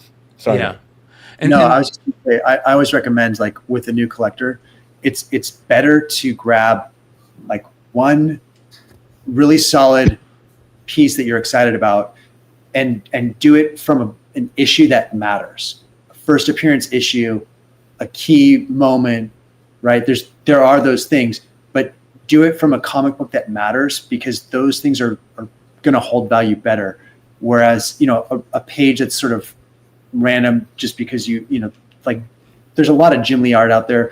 It's still expensive, but there's, he's probably a bad example, but there's a lot of examples out there where an artist from a book that really doesn't matter, like, that art doesn't hold the same value, right? So I always recommend, it's better than buying like 10 pieces that are cool, buy the one piece that's like amazing. Yeah. Just like, you get people in forums that say, hey, I bet this comic's for like a couple years, and I've got all these books that are worth, $5, $10, $20, $100, whatever they have, and they go, I'm just thinking, if I could just trade all this for one big book, is there anybody out there? And we're like, no, there's not, dude. That's everybody's goal. Who wouldn't start over with like, who wouldn't start over with everything in your closet for like a Hulk one? Yeah. And then just go from there. Right. Of course, everybody would do that. Space. It's like all of it, right? Like all that stuff, like, goes into effect of it. But, when I was doing a lot more comic books, I would get that a lot, right? Because I was kind of the guy I only wanted to buy the very, very best. Like, was it a 9A? Did it have white pages? Okay, then I want that one. How was the centering? I want that one because that one centers better, right? That's a lot of like Mikey Halpern too. Like, his influence on me was just like so, like, you want the very, very, very best thing, and like meticulous about it. Yeah, rest in peace to Mikey Halpern. Really good dude. Gone way too soon, man. Yep. Another thing that you guys, I've heard from you guys is, and Vinny talked about this, is that like first appearance collecting, and you just talked about those important things. Let's talk about some of the first appearance stuff that you guys have, because this is something that you guys put in. Is it like a thing for most original art collectors? That's the main thing they go after, like they want to get, is those first appearance, or is it something else? I would say it's a relatively newer trend. I think probably from a lot of us who are coming from comic books, right? I mean, if you started in the 80s, like baseball cards, you wanted the first, like the rookie card. Hell yeah. And then in comic books, you're typically going for the first appearance. So to me, it's the logical extension of it. But that's what shocked me when I came into this hobby 4 years ago, was like, why do people not care about the first appearance? Maybe it's not the best art. Maybe there's a piece that's a little bit better, but that's historical significance right there. That's what I care about. And so, you'll find, this one's great, right? First appearance of Lady Dead. Look at that. You get generational collecting, Brian. The first collectors that were collecting before there was even any forums for collecting or heritage or auction houses, they were buying like awesome Ditkos, Kirby's, 60s, 70s stuff. And then when it started to crystallize a little bit, but it was still very cheap, and people, you could afford it because it's $1,000 instead of $100,000. People are going after Frank Miller, Brian Bolin, like real artistry. Bernie Wrightson, Frankenstein pieces. When Mike and I came into it, Mike's 4 years into this, I'm 6 years into this in a kind of hardcore way. All that stuff is way too expensive. It's not available. The collectors don't want to let it go. And so what do we gravitate towards? We gravitate towards what seems like the best value. At that point, no one really cared about Rob Liefeld first appearances because they thought Rob Liefeld couldn't draw. They didn't care about Jim Lee because they thought Jim Lee was like one of those new 90s guys, overproduced, over-rendered. We love that stuff, right? Yeah. So we came in, we bought all that stuff up. The next logical thing happened where it all started to shoot up in value. And I'm sure the next generation of collectors will come in and they'll be like, oh no, Bagley Ultimate Spider-Man. That was huge. I grew up with that. I love that. Or Civil War, Steve McNiven, or it's not my era. Maybe Joe Madureira, Battle Chasers, things like that. Whatever came next. J. Scott Campbell. I'm trying to think of what the big books after that were. That'll be probably the next stuff that will go up and be sought after, and then it'll just move to the next thing. So in terms of first appearances, it's literally we just couldn't get access to and afford the other stuff. Yeah. Brian, it's so funny. You've got just a second ago you had that Marvel Spotlight 5 page there. This is so wow. Are you guys into cars at all? Like do you like cars? I'm a car fan, yeah. Okay, so Sean, you'll appreciate this. During the pandemic, I bought like my old like childhood dream car. I had this like 90s Acura NSX, like old Japanese supercar with like the flip up lights, mid-engine. I love this thing. My buddy who's really into cars nearly had a heart attack when I told him I was selling that thing and buying comic book art. He's like, well, what are you buying? Well, we had an opportunity to buy like a few pages from Marvel Spotlight 5. And he's like, I don't know what that is and I don't care. Well, I will tell you that our pages from Marvel Spotlight 5 could have bought me like 4 NSXs now, just for the appreciation of it. So, but it was at the time like a big risk, right? Like that's scary. Yeah, man, this is absolutely amazing stuff. I think it's super. This is like the extra hunt add to the hunt of this stuff. When it comes to buying some of this stuff, what about like pages where they're not necessarily might be on the page? I mean, look at this. This is another one that, I mean, Vinny's got the cameo of Cable here. What if like first Cable? Yeah, crazy. Yeah. What if like you don't have it's a page from the book and you don't have the character in it? Are those still collected, like heavily sought after? They are, but maybe not as valuable. There's a little bit of a premium, but not as much as the character on there, and then the character in costume. Other premiums you'll see are like a battle page or a transformation page. Those tend to get a little bit of a premium. But usually, historically at least, our collectors want the character on there and in costume. Those are the kind of the big. Yeah. Not always. I mean, sometimes you don't have that option, right? Like Captain Marvel 14 with Kamala, she's not in costume. You barely know she's there. She's like she's a single panel, right? Yeah. Here's when you think about it though, do you want? God, I love that. It's hard to really make the decision, I think. But would you rather have like a high grade copy of a book, or would you rather have like a first appearance book, or would you rather have a page from that book, which is a one of one? Yep. That makes up that book. I don't know. I always thought about that. Like it's kind of an interesting sort of. I love this cover, there's also I mean, it could be preference in collecting. Sure. Yeah. Assume the page would be worth more, but I don't know. I'll never not just love a comic, especially high grade. I'm right there with you, man. What about when it's a comic that is? Love that so much. It's so good. Yes, this is pretty amazing. What was the like? How did you have to search this out, or was it just coming for sale on something you were at? No, it wasn't coming for sale. I'd asked, love Darkhawk, obviously the generational thing, right? Yeah. And I love hearing reactions where people are excited because any Darkhawk fan's like, I'm the only one, right? No one else likes Darkhawk, and you get made so fun of, and it's like, what do they call it, a meme character? Yeah. No, I couldn't find any Darkhawk stuff. I actually wanted something from Darkhawk 6 because I never had Darkhawk 1 growing up. I had Darkhawk 6, the Punisher issue, and I was like, maybe I can get a page of Darkhawk and Punisher on it. And I emailed the artist, Mike Manley, and I said, hey, man, I'm a huge fan. I don't know if you have any Darkhawk stuff left. And he went, no, I don't. And I said, okay, cool, man. If if you know of anyone, or if you ever see anything, if someone comes to you, or if you remember who you sold that stuff to, let me know.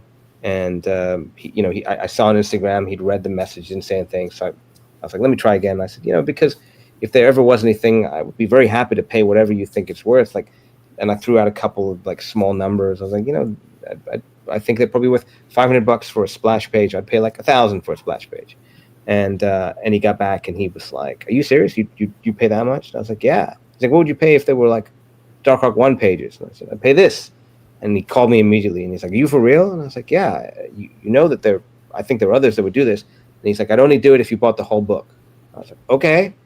He's like, "And the cover." I was like, "Oh, all right, yeah. What number do you need?" And he gave me a number and I was like, I think you should go a little higher." He went a little higher and he's like, "Okay." And he said, "My brother's coming to LA, so I'm going to send the art with him and I'm going to send a contract." And I was like, this guy's never sold art in the modern era. He's like very serious about this. And so it's so funny. I have my weekly checkup where they like probe my butthole, and I'm like, weekly. Like in town that day. Sorry, yearly, not weekly. I thought you were just talking about going to like, talking about going and talking about your financial guy or something. Yeah. Well, I can't move the appointment. It's a yearly appointment, so I text him, meet me. Brian, clip that. Yeah, I'm going to. I will. I text his brother and say, meet me outside this hospital. So he meets me outside the hospital, gives me all this art, right? And he goes, "Here's the contract." And it's like, I hope Mike doesn't get upset with me. It's like a Word document that he wrote. It's like 2 sentences, and then it's like, "You're gonna pay this, and you're gonna get this art." And I was like, and it's signed. And I'm like, "That's awesome."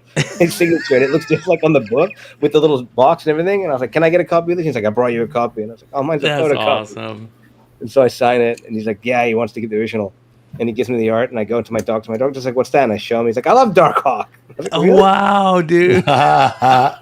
He's like a 90s guy. It was meant to be. Everyone was reading comics in the 90s. That was fucking meant to be, man. 100%. I mean, there were at least 1 million of these, right? Printed back then. Like, must have been so many. Yeah. But it was like they were in grocery stores back then. I mean, everybody saw that image. This is Sleepwalker, man. And they just pumped that character, man. It was like Punisher, Ghost, where every major character was in the book. Everybody they could get in there. They put Spidey in there. It was like, okay. Yeah, they were making it work. They were really but what's been fun about owning this is how many people reached out being like, "I love Darkhawk," and it's cool. And now I feel okay about loving Darkhawk. But I was also surprised, talking about art that you're surprised when you see it and it's different.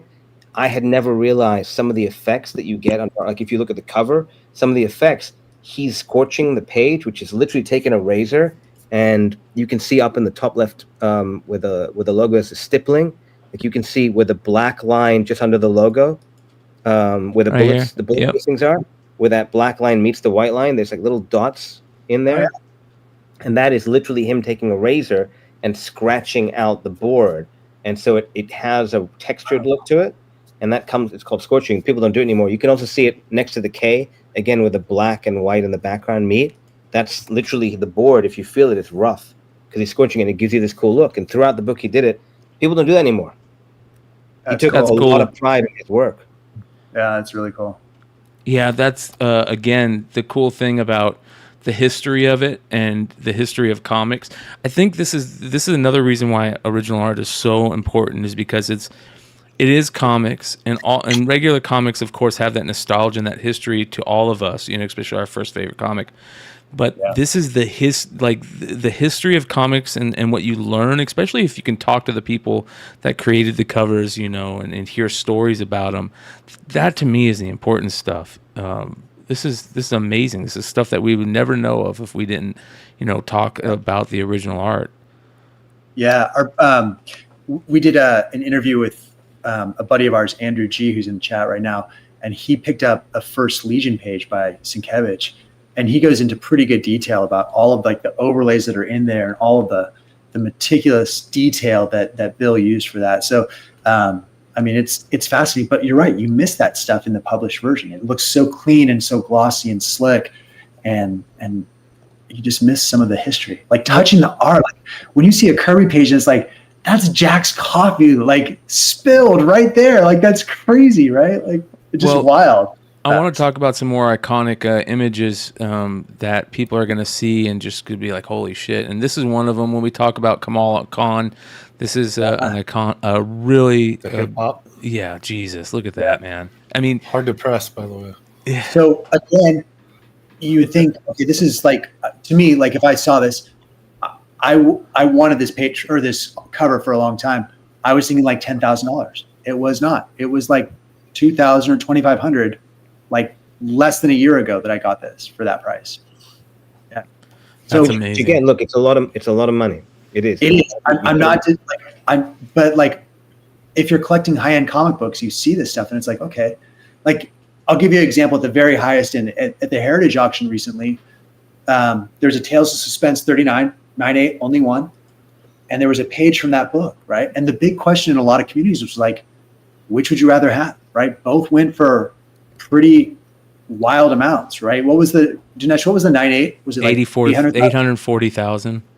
Yeah, and then the art page went for 550,000 or something like that. Both way more money than I want to spend. But amazing. I was surprised because 9/8 is wonderful. The only one in existence. But man, that art, Iron Man on every page in action, I was surprised it went lower. And that I think will correct over time. I want to bring that up. I want to see that art. The spins. I want to see that. Let's take a look. The other thing I'll say, like as we're talking about this, and Mike kind of mentioned it, but getting like a Kamala cover like that, like the hip hop variant and stuff like that, he's very resourceful and kind of like really goes the extra mile to reach out and try to find these things. I mean, it's honestly stuff a lot of people probably wouldn't even think to go after or think to find, and he's found a lot of this stuff. And I mean, it's really cool to be able to do that and kind of think that way. So yeah, and it's not always stuff that rests with the artists themselves. Sometimes a page will be with the artist or the inker, like half of the pages would go to the artist and half would go to the inker. It's just all about thinking about who worked on the book, who might have the art, is it with an agent, is it with an artist, with an inker, is it with somebody else who now owns it? I mean, there's just so many different places to kind of look for this stuff. Yeah. So it's almost like a hunt, it's cool. Yeah. That's that page though, man. I mean, heck, what's wonderful about that page is it's in pretty nice shape for being as old as it is. Iron Man didn't freaking exist before that issue, that issue. That's page like 9 or something like that. So it's 9 pages in. Don Heck is literally over that board at some point in history, right? Sweating into that board, fighting that board, working those lines, inking that board. I mean, he was there. That's him. That's him right there. That's a historical artifact. So cool. Look at that right there. That's sometimes. And also it kind of trips me out, like the ratio of like the old work, considering the thought. Well, I say thought bubbles, but like the dialogue was so wordy. There, you know what I mean. There was so much. It took you longer to read a longer comic book. Man, comic books now are a 5-minute read. Yep. You can go through it. You can study the art. You can take your time. You can stretch them out to 20 minutes. You can really study every issue of that. But you want to get through it. The dialogue's not there. Oh wow! Look at that. Jesus. Yeah. They are. And we just like we use a few less exclamation points. Yeah.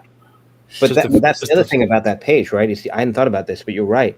Someone lettered that page, and before they did, Stan Lee's holding it, and he's writing the script. And then it goes to the letterer, and the letterer is literally lettering on the board, and it goes back to Stan Lee.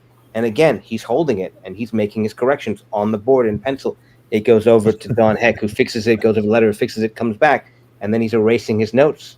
I mean, that's amazing. It was literally passed around the office by these giants. That blows me away. That I feel like look at that. That is an amazing cover right there. A classic historical cover.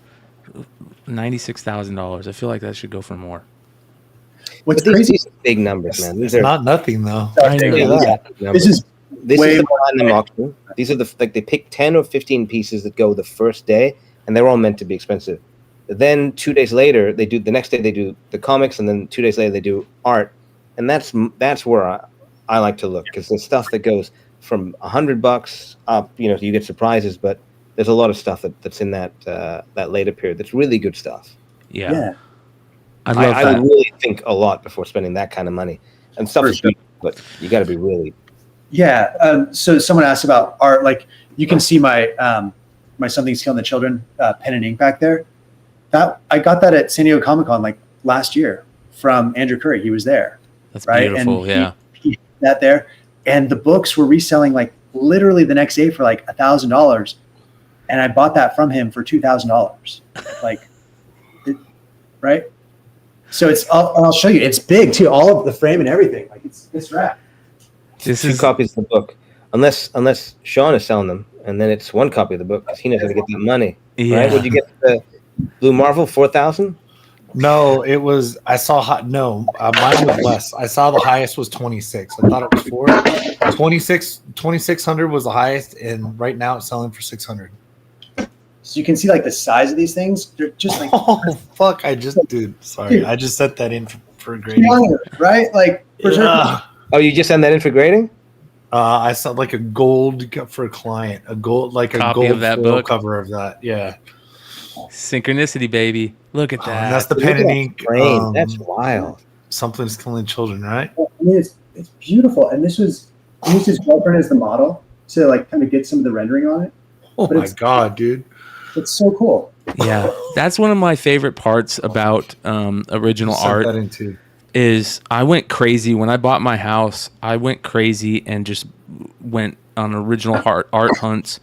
And one of my favorite parts was, and not just comic stuff, but artists that I love. Old school band flyers, original flyers, and I love displaying them and framing them and going and talking to a framer and looking at different matting and how that is my favorite part. You walk into my house and it's and my first room is just got these vaulted ceilings and it's got walls that are really tall, and I just fill them with art from the top of the ceilings down to the bottom, just framed art.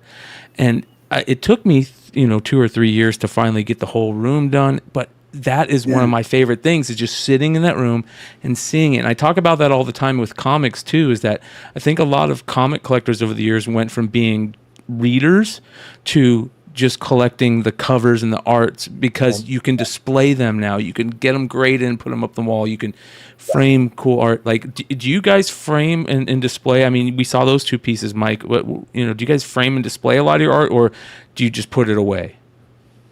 Both. I've got portfolios. This is what I do. Portfolios like this. Show that again real quick, Dinesh. Sure. Yeah, like got you. Yep. It looks like this. So is it empty? Or there you go. Nice. What do you have in there? Just next Jim Lee cover. Yeah. How about just Nightfall? Oh yeah. There we go. Dark Hawk 1. Got a couple Watchmen. Anyway, Jesus. I'm being an ass. No, I like Beautiful. that. Like that because that stuff is all very expensive, and I want it to go back in case, grab the kids, then come back and grab the art. Great fucking point. Great point. That is because there are certain things where I told myself, okay, if I got to grab a couple of these, which one am I grabbing? Because I only can grab, probably 5 on the way out. So that's a great point. That's very interesting, man. Mike, you said you display, you do both? I do, yeah. So, I mean, we've talked about a lot of expensive art, but like, a lot of the stuff I'm buying right now is cheap, like sub $1,000. I love the Marvel Snap stuff because I think it's just really fun, and they're really good pieces. They look awesome, and you can get those things for like, I don't know, $300 to $600 cheap. And then they look great framed too. They're all the same size because the way the devs want that is they want them all to have the exact sizing of it. They're square, and I don't know. I think the biggest thing is, we kind of find what we like. We like this first appearance stuff, but there's a million different ways to collect comic art. It doesn't have to be first appearance art. That's just what we happen to like. That's, I'll preach that because that's my bandwagon, but there's a lot of great ways to enjoy this hobby, and it doesn't have to cost an arm and a leg. Some people do love commissions. I don't personally love commissions because I'm always like, I work in finance by trade. And so I'm always thinking, what's my exit strategy? And anything I do, what's the risk of this thing? And what's my exit? I mean, everything in my life is that way, right? Like, and so I just look for the things that I think will hold their value if I need to get that money back to my family. Yeah, that's very important. Yeah, that's like Dinesh was saying. That's the first thing you should be thinking about on this stuff. So, and as far as art, that's the thing that we talk about store variants and being new collectors and pretty pictures and virgin variants everywhere, things like that. To a degree, this is just art collecting, and for comics to proliferate, I want people to collect whatever the hell they like. Totally. You know, you want the original art because you love the stories. You guys are real comic fans that love comic books and love everything else. If new people just want to buy a pretty picture on a cover, that's good for all of us. Right? That's it. And I am just fine with that. That's what my whole thing was always. Don't be a $10 comic cop, man. Don't tell anybody how to spend their money on what that they love. Love that. And whether that's not, you're going to pay $40 for a store variant set. It's not going to be worth that soon. Okay, maybe not everybody's in it for that. Maybe somebody making a whole lot of money can get something they want for $40 freaking dollars. Who gives a shit? Yeah. What's the big deal? Let people buy what they want and whatever makes them happy. I'd never pay that. Well, that's your prerogative not to pay that. Yeah. So it's all it all comes from. If you can't separate comics and art. It's impossible.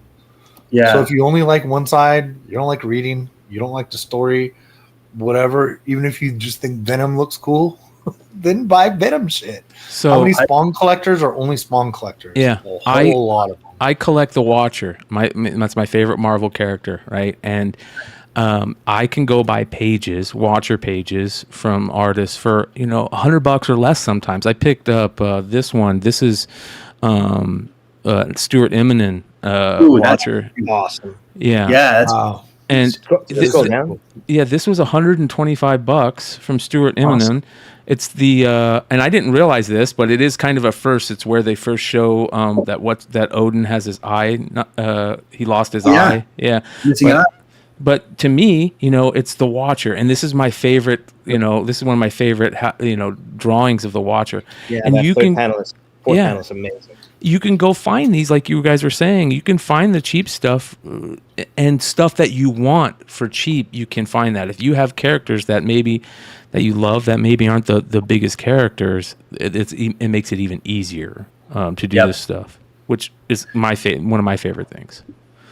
Ryan, would it be helpful to talk about like how we find that stuff? Yes, very helpful. Okay, so I'm happy to share all the secret sauce.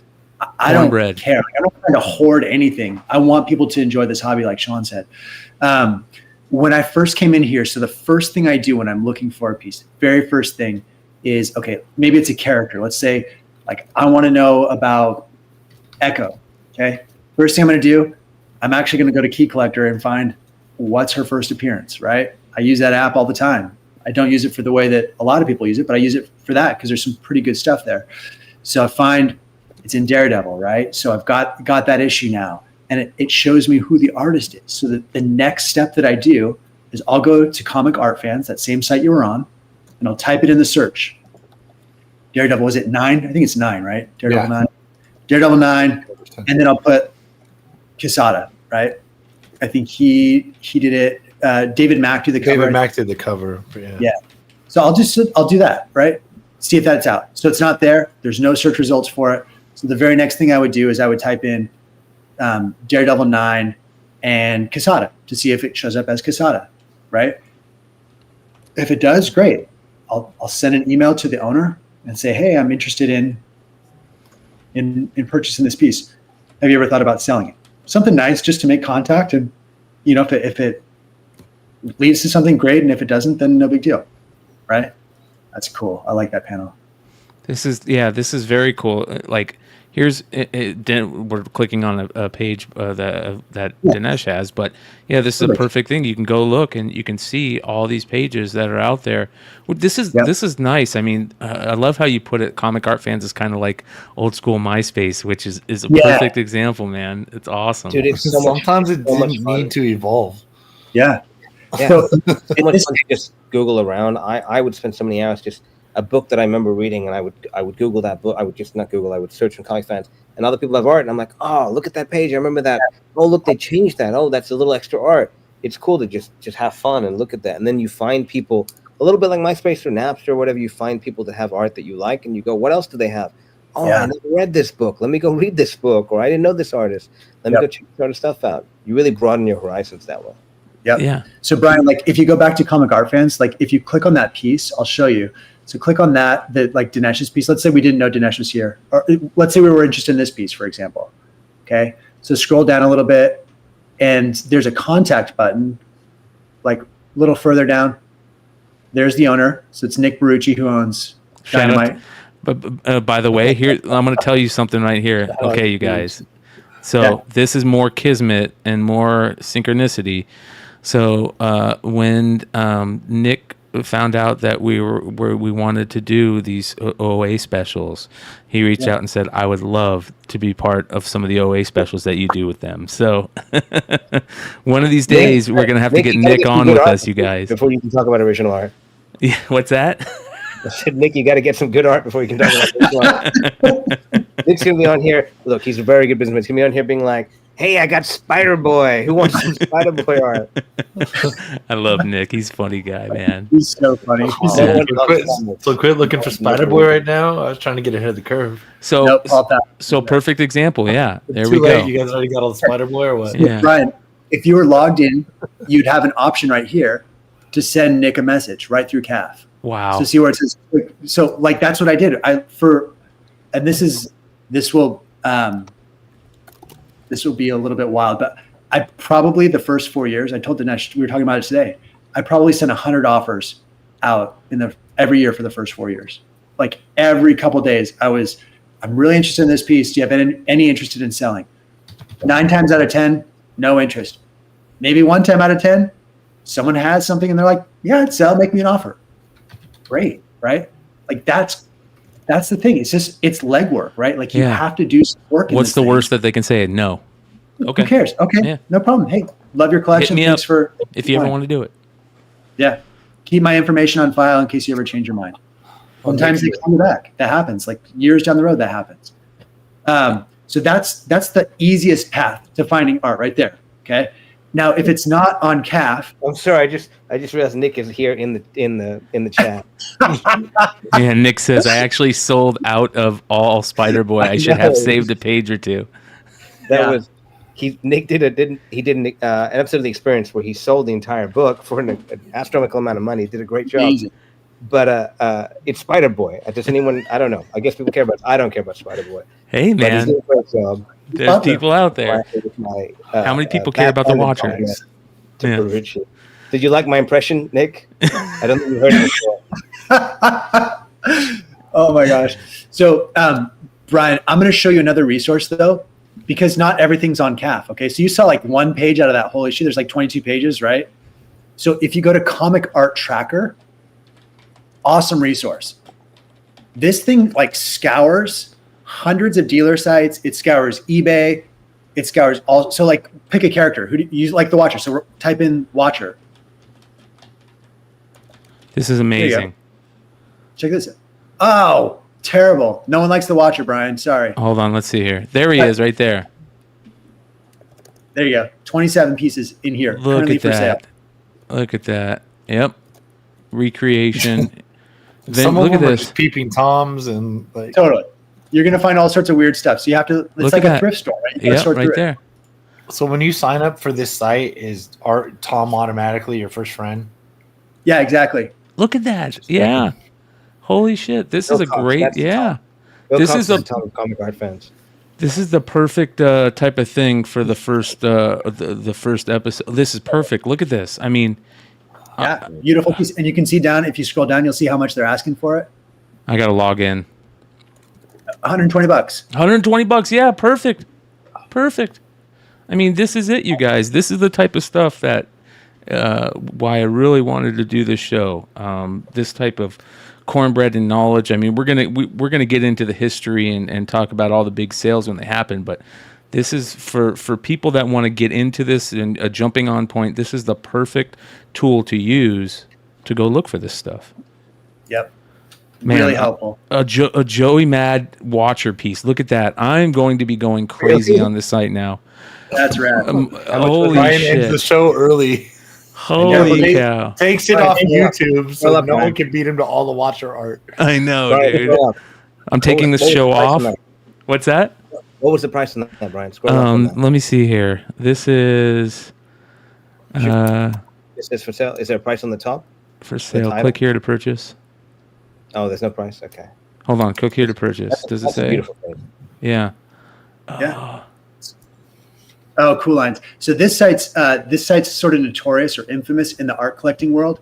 These guys tend not to post a price and will jack up prices along with the market. So you have to kind of tread lightly.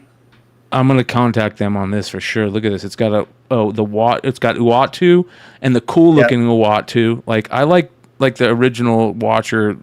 Don't get me wrong, but he doesn't look as cool when he has that huge head like this and the little dude. And it's got I love it. Are you kidding? I love it. That's my personal preference. I love Joe Man. I love that wild sensibility. Look at that Apocalypse panel. It's all silhouette. There. Yeah, I am definitely gonna reach out on that. That is fucking cool. This is awesome. Yeah, Brian, I messaged you or I sent you a text for like an Instagram post I put together like years ago that just kind of walked like a step by step like we're doing tonight for anyone in the audience who just wants to like figure out how to do this type of stuff. Like it just was like my step by step of what I would do if I was looking for a piece. Okay, let me. I'm gonna bring this up. Yeah, because this is the type of stuff that I love. All right, there we go. All right, saved. I feel like the art community doesn't do a great job of fostering the next generation of collectors, right? So you kind of see this generational gap to a degree, and I think that like our group is really trying to change that. We want it to be accessible. We want people to have fun doing this stuff, and man, like. Yeah, so there you go. Here we go, you guys. Oh wait, what is that? All right, here we go. This is cat it, video.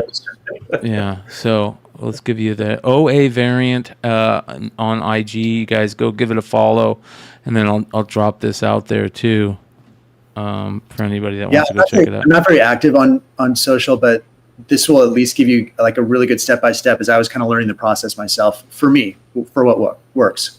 Yeah, that's the type of things that everybody wants. Nick says, he says, all seriousness, Dinesh and Mike have incredible collections. Amen, Thanks, brother. Amen. That's very sweet. Yeah. Dinesh. What? I'm serious. You crack me up, man. I love Nicky, man. He's fun. All right, here. What else? There was something else I was going to talk about. Oh, speaking of commissions and stuff, now there is sometimes things that happen, and I want to talk to you. This is kind of like a little segue into it. This right here kind of blew me away. Adam Hughes kind of quit doing sketches, real sketches, a few years back. And all of a sudden, all his real type of commission work and sketch work is going for outrageous amounts of money. Whoa. Right? Yeah. Insane. That's insane. But is that an ask? No one paid that, right? I don't think anybody paid that, but it's an ask. Yeah. Let's see here. All sorts of No, it's sold for $20,000. Best offer accepted, $20,000. Yeah. Wow. March 19th. Isn't that amazing? That seems really high. So Adam's sketch rates, I think at conventions right now are in like the 6,000 to 10,000 range for what I saw, and that's high for that. Like to me, like that's really high. Yeah. Maybe someone loved it. It's Mary Jane. It's kind of shaky. Adam Hughes is a generational talent. I think they thought it was a Calvin and Hobbes original. Yeah, that's a good one. A good Calvin and Hobbes, if it is. But the reason I bring this up is because then I think of other people, classics, right? Like Frazetta, names like that, right? And you start talking about these guys. Is there anybody out there that you guys are searching for that's like that, you know, are those type of names that you want to own a piece of theirs at one time and, you know, it's like a grail person for you? Oh, sure. Yeah. Mike, do you want to go? So I just picked up, and you showed it, but I picked up a McFarlane ASM 300 page, and I didn't own any Todd McFarlane art, and I thought that had passed me by, right? Because that's really expensive stuff right now, and I just got lucky with a collector who was willing to sell this one to me. Yeah, this is amazing. I think every time Todd's kid wants like a new car, crashes their car. Yeah, and he just draws a Spidey head sketch on a backboard. Yeah, gets like $8,000 and gives it to his kid for eBay. Well, Sean, what's crazy is Todd actually has all the original art for the early Spawn stuff. He didn't sell any of it. Wow. Yeah, he has his little museum, right, that he does. Yeah, so really the earliest Spawn stuff is like what issue? Is it 16, I think, with Capullo's first issue? Mm-hmm. No, it's not 17. Is it that? 17 and Whatever, 18. Whatever the Redeemer one is, that's really the earliest Spawn art that you can find. He's kept it all, which is smart. McNiven does that now. There's a bunch of artists that have decided, you know what, I'm just going to hold my art. And you've seen some artists. I'm going to say his name wrong. John Bogdavan. Yeah. The artist from Death Suit Man and a bunch of DC work from that period. He's been selling his pages and covers on eBay, on Heritage, and doing really well. And he kept all that stuff for years. Had he sold it back when everyone else, when Dan Jurgens sold his stuff, would have got hundreds of dollars. Now he's getting tens of thousands of dollars. Nostalgia's hit. Wow. I think a lot of artists are looking at that saying, you know what, I'm going to keep my art. This is my retirement plan. Yeah. Smart. I hope more do it. So what's some of the grail pieces for you, Dinesh? Some of that stuff. I want a Quitely, man. I love Frank Quitely. I want a We 3 Quitely, anything. It could be a I don't do commissions. It could be a commission. It could be a napkin drawing. It could be just give me the rabbit or the cat, and I'm super happy. Love That's a page. cool. Obviously a cover, but man, Quitely is that does he not sell a lot of his art? I've never seen We 3. I think he still has it all. You know, he's elevated to the territory where he practically is out of comics now. He does a lot of commercial work and fine art work, and he does really whatever the hell he wants because he's a genius and he's wealthy enough. You really have to struggle to bring him back in and get him excited. So I think he's kept some of that art. There is some All-Star Superman. I love that first page. Oh my God, you remember that first page? 4 panels, and it's just a orphaned son. Hell yeah. Midwest parents. It's just amazing. In 8 words, he just conveys Superman. And quietly does the same thing visually. Did you see the Batman variant that he did? No, which one? I haven't seen that. This is gorgeous. I haven't seen this. This is Quitely. This is a new. Oh yeah, you could see his style in the textiling. It's so good, Dinesh. Who colored this? I don't know. Here is. That's so cool. No one's ever done that with the cape, as far as I've seen. Right? Yeah. Yeah, that's cool. You've seen everything with the cape, and it's like they quietly just goes, "Yeah, no, you haven't. Here it is." I'm a big Quitely fan too. There's a lot of people that call me crazy for being a Quitely fan because Quitely is either people love him or people don't like him at all. There's not very many people that you meet that fit and otherwise. He's got those faces that I can I can see that being off-putting to people. Yeah, the faces. There's a weirdness about them and an ugliness about them, like Da Vinci. He likes ugliness, but man, his storytelling, his innovation, his imagination. Yeah, I agree. I was one of my favorite all-time, obviously creators is Grant Morrison, and Grant Morrison Quitely together. But when they were doing the X-Men stuff, I was just like, that was one of my favorite times in comics. That time period when that Grant Morrison X-Men stuff was coming out, that's my nostalgia, but that type of shit. That run is legend, man. Yeah. Legendary. Yeah, it changed how I feel about the X-Men and how the X-Men can be written and drawn and everything about the X-Men. Like, that's why I love Grant Morrison, because Grant Morrison's so fucking weird and out there, and you think it's not going to work when you first start getting into some of his stuff, and like this is and everything fits. He's the reason why I'm such a big fan of Damian. I think Damian's such a great character, and when he was writing my favorite stories are some of those family stories, like when Dick Grayson and Batman are in the father-son thing, and then when Grayson was wearing the cowl and trying to help Damian. Like, that was so awesome to me. And that's Grant Morrison right there. Like, just greatness on top of everything else he's done. Animal Man, the early Animal Man stuff. I'm a huge fan of We 3 too. So good shit. Yeah, His JLA, oh my God, that's another one for me. Howard Porter, JLA from that run. Yeah, love something from that. Yeah, yep, that's a good shit. The real quick, you guys, the chat has been just going crazy tonight. Thank you so much for everybody that's joined us live. These two guys are going to be on the channel more. We're going to wrangle them on whenever we can to talk about OA. We're going to find good moments to do it. You guys just recently got back from a pretty big event. Can you talk about the event that you guys went to last month it was? Yeah, sure. Mike, do you want to do it or you want me to? Either way. Go ahead.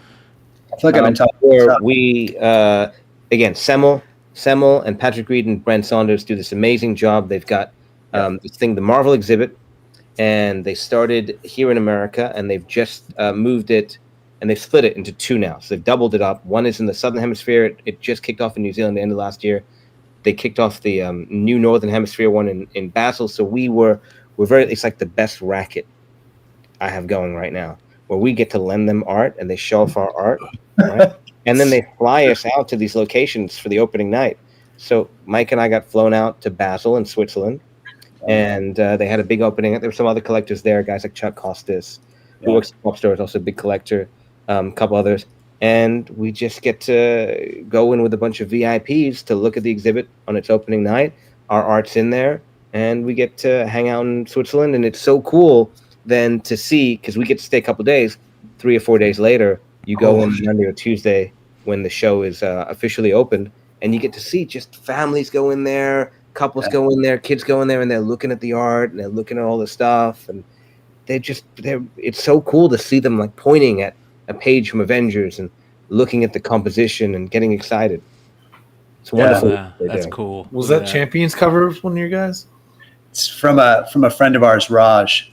Raj, my favorite Alex Ross cover. I love it so much. Sorry, I'm gonna say I know Alex Ross is, dude. His prices are okay. Yeah. So my favorite one of my all-time favorite pieces is Alex Ross art, and it's not even a comic book cover. It's a print he did, and with Uncle Sam, where Uncle Sam is flipping the bird. Have you guys ever seen that? Yeah. It's great. And he only sold those prints at San Diego, and that's why I started going to San Diego to begin with, was to go get those prints. The first one that I ever remember is when Alex Ross did the Uncle Sam where he's holding the hat out, and he sold that. And sometimes that's the only way you can get some of those prints. I couldn't imagine the original art on that stuff. Like, Alex Ross is crazy. I don't even know if he still has it. He's probably sold stuff like that, but and they're not even comic covers. So good shit. He's pricey, and they're very careful about keeping a certain level of pricing for his stuff. But how talented is he, man? The best. He's the GOAT, in my opinion. Yeah. And also this one is great because he was finally with Kamala. He was able to make a character look not 20 years older than they are. Yeah. Right. This is the youngest and same with Nova back there. Yeah, same down there. Yeah. Same with Sam. Miles kicked the mask on, but we've got two characters looking young. At least if 90210 played teenagers, at least like that, right? Yeah. That's good shit. Yeah, this is awesome. There's before this, so there's 3 exhibits that are traveling right now. This is the one in Basel, Switzerland. There's another one in Wellington, New Zealand. That's amazing as well. Different sort of props that they show, different artwork. So they have 2 of these rotating full time. And then if you guys, so this is I think this is in New Zealand, right? Yeah, this is the Wellington one. Look at this. Are you kidding me? Dude. So we talked about artists that have not hit their stride yet in terms of price. I'm a big Jim Chung. Like, I love Jim Chung. I think he's one of the most undervalued artists out there, and he's kind of that next cohort to go. So, oh my gosh, look at that. Speaking of Jim Chung, this is wow. Yeah. As soon as this got shown in previews, I reached out to him and I said, I got to have that cover. And he's like, well, it hasn't. Yours? Yeah, it's mine. And nice. Dude, yeah, he said it hasn't come out yet, but I'm down to sell it to you. He goes, my first con I'll be at where it'll be available will be Phoenix. And I was like, again, it's meant to be. Yeah, right. I'm there. Let's do it. Yeah. So I went and picked this up, and I'll tell how much I paid. I paid $2,000 for this. Amazing. He threw in. So this is on the cover, and he did this separately. It's the Sam Alexander image.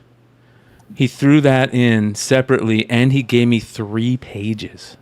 What? Yeah. What? So here's the. I have it framed. I couldn't get a big picture, but it's a big frame, and I put the Sam Alexander next to it, and then had him sign the cover. Like, yeah, that Jim Chung. Ryan, that's beautiful. It's so interesting that they changed the background. It's so well balanced. Yes. And then they put that giant moon back there, and then the Nova. Oh. Your OA is. I mean, the cover's beautiful. Your OA is much better than the published cover. Yeah, it is. I agree. Yeah, I'm. That's one of my favorite pieces. But so I agree with you, brother, on the Jim Chung, man. Holy cow! Look at that. I think he's so underrated. Jesus. Yeah. This is just such a cool cover. I love Kate Bishop, and the whole Young Avengers series is a lot of fun. How was what was it like? Did you reach out to Jim to buy this? Did he already sell it? I mean, what was No, this was actually, so I met a collector who was a black hole collector. He had one piece that he had shown, and I reached out to him and just I bought the piece that he had available, and I developed a friendship with him. And over time, as things would come up over the course of a couple of years, maybe family needed some money, or they wanted to go on a trip or buy furniture, whatever it was, he would say, hey, it's time to sell some more art. This thing's happening. And he'd send me a list of what he had. And this was like one of the I must have bought 20, 30 pages from this guy. And this was like one of the last things he showed me. I was like, you're kidding me. This was the thing I wanted from the get-go, like from jump. This was it. And he knew. He was, he knew that I would be all over this, and I love it. It's my favorite Young Avengers cover. Oh, so I told Dinesh when we went to Wellington, I was like, yo, dude, there's Weta workshops out there, and they do tours. Like, we should really go do a tour of Weta. That'd be really fun. Wow. And at the Marvel exhibit, I'm talking to some of the guys from Disney New Zealand, and they were like, actually, there's somebody here at the exhibit from Weta. You should try to find out who he is and introduce yourself. Turned out it was this guy, Richard, and Richard happens to be the owner of Weta. Yeah, Mike comes over and he's like, I think that guy is Richard from Weta. And I'm like, holy shit. Richard Taylor, Academy Award winner Richard Taylor, who founded Weta. It was the guy. And Richard was awesome. And I mean, you can imagine, we nerd out. This guy builds things for nerds like you would not believe.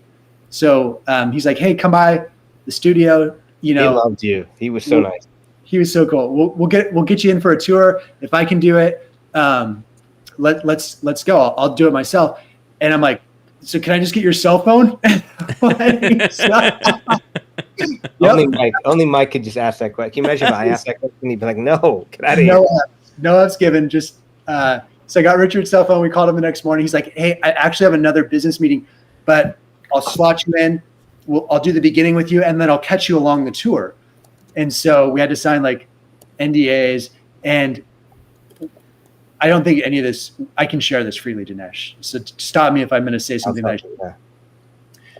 There's a group of us, and we're in this conference room, and he's got all of his Academy Awards and his BAFTAs, and the most incredible miniature models you could possibly imagine. I mean, think of this guy has every resource available, and it's just wall to wall in this conference room in these glass cases.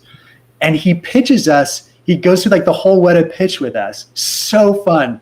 Like pitches us as if he's selling us Weta for our new movie. And I was like, man, Richard, like you really got that down. He's like, I've memorized it. I've got this like timed. It's perfect.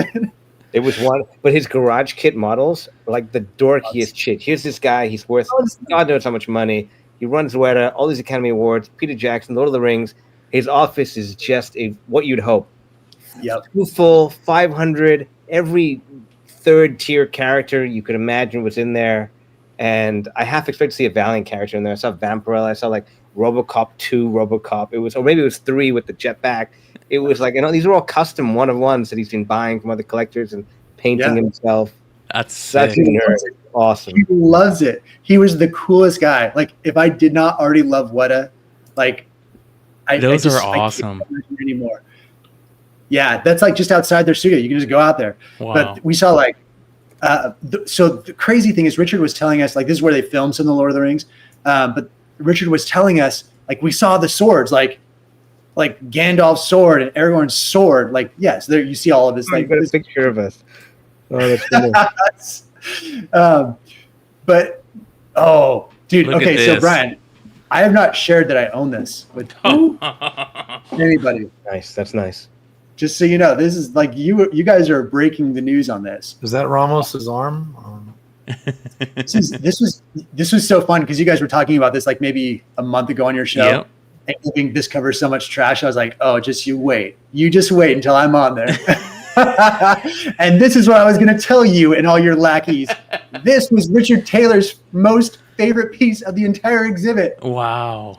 He did have bad taste. No, you guys didn't like this? What was up with this piece? It's the weird hands, the man hands, and it's the man hands on Silk. Yeah, it's just not that good. Yeah. You? It's the hand that throws me off. But hey, I'll tell you what. If as comic gaming, whatever you want to say, some of the best spec you're gonna get out there is still Silk.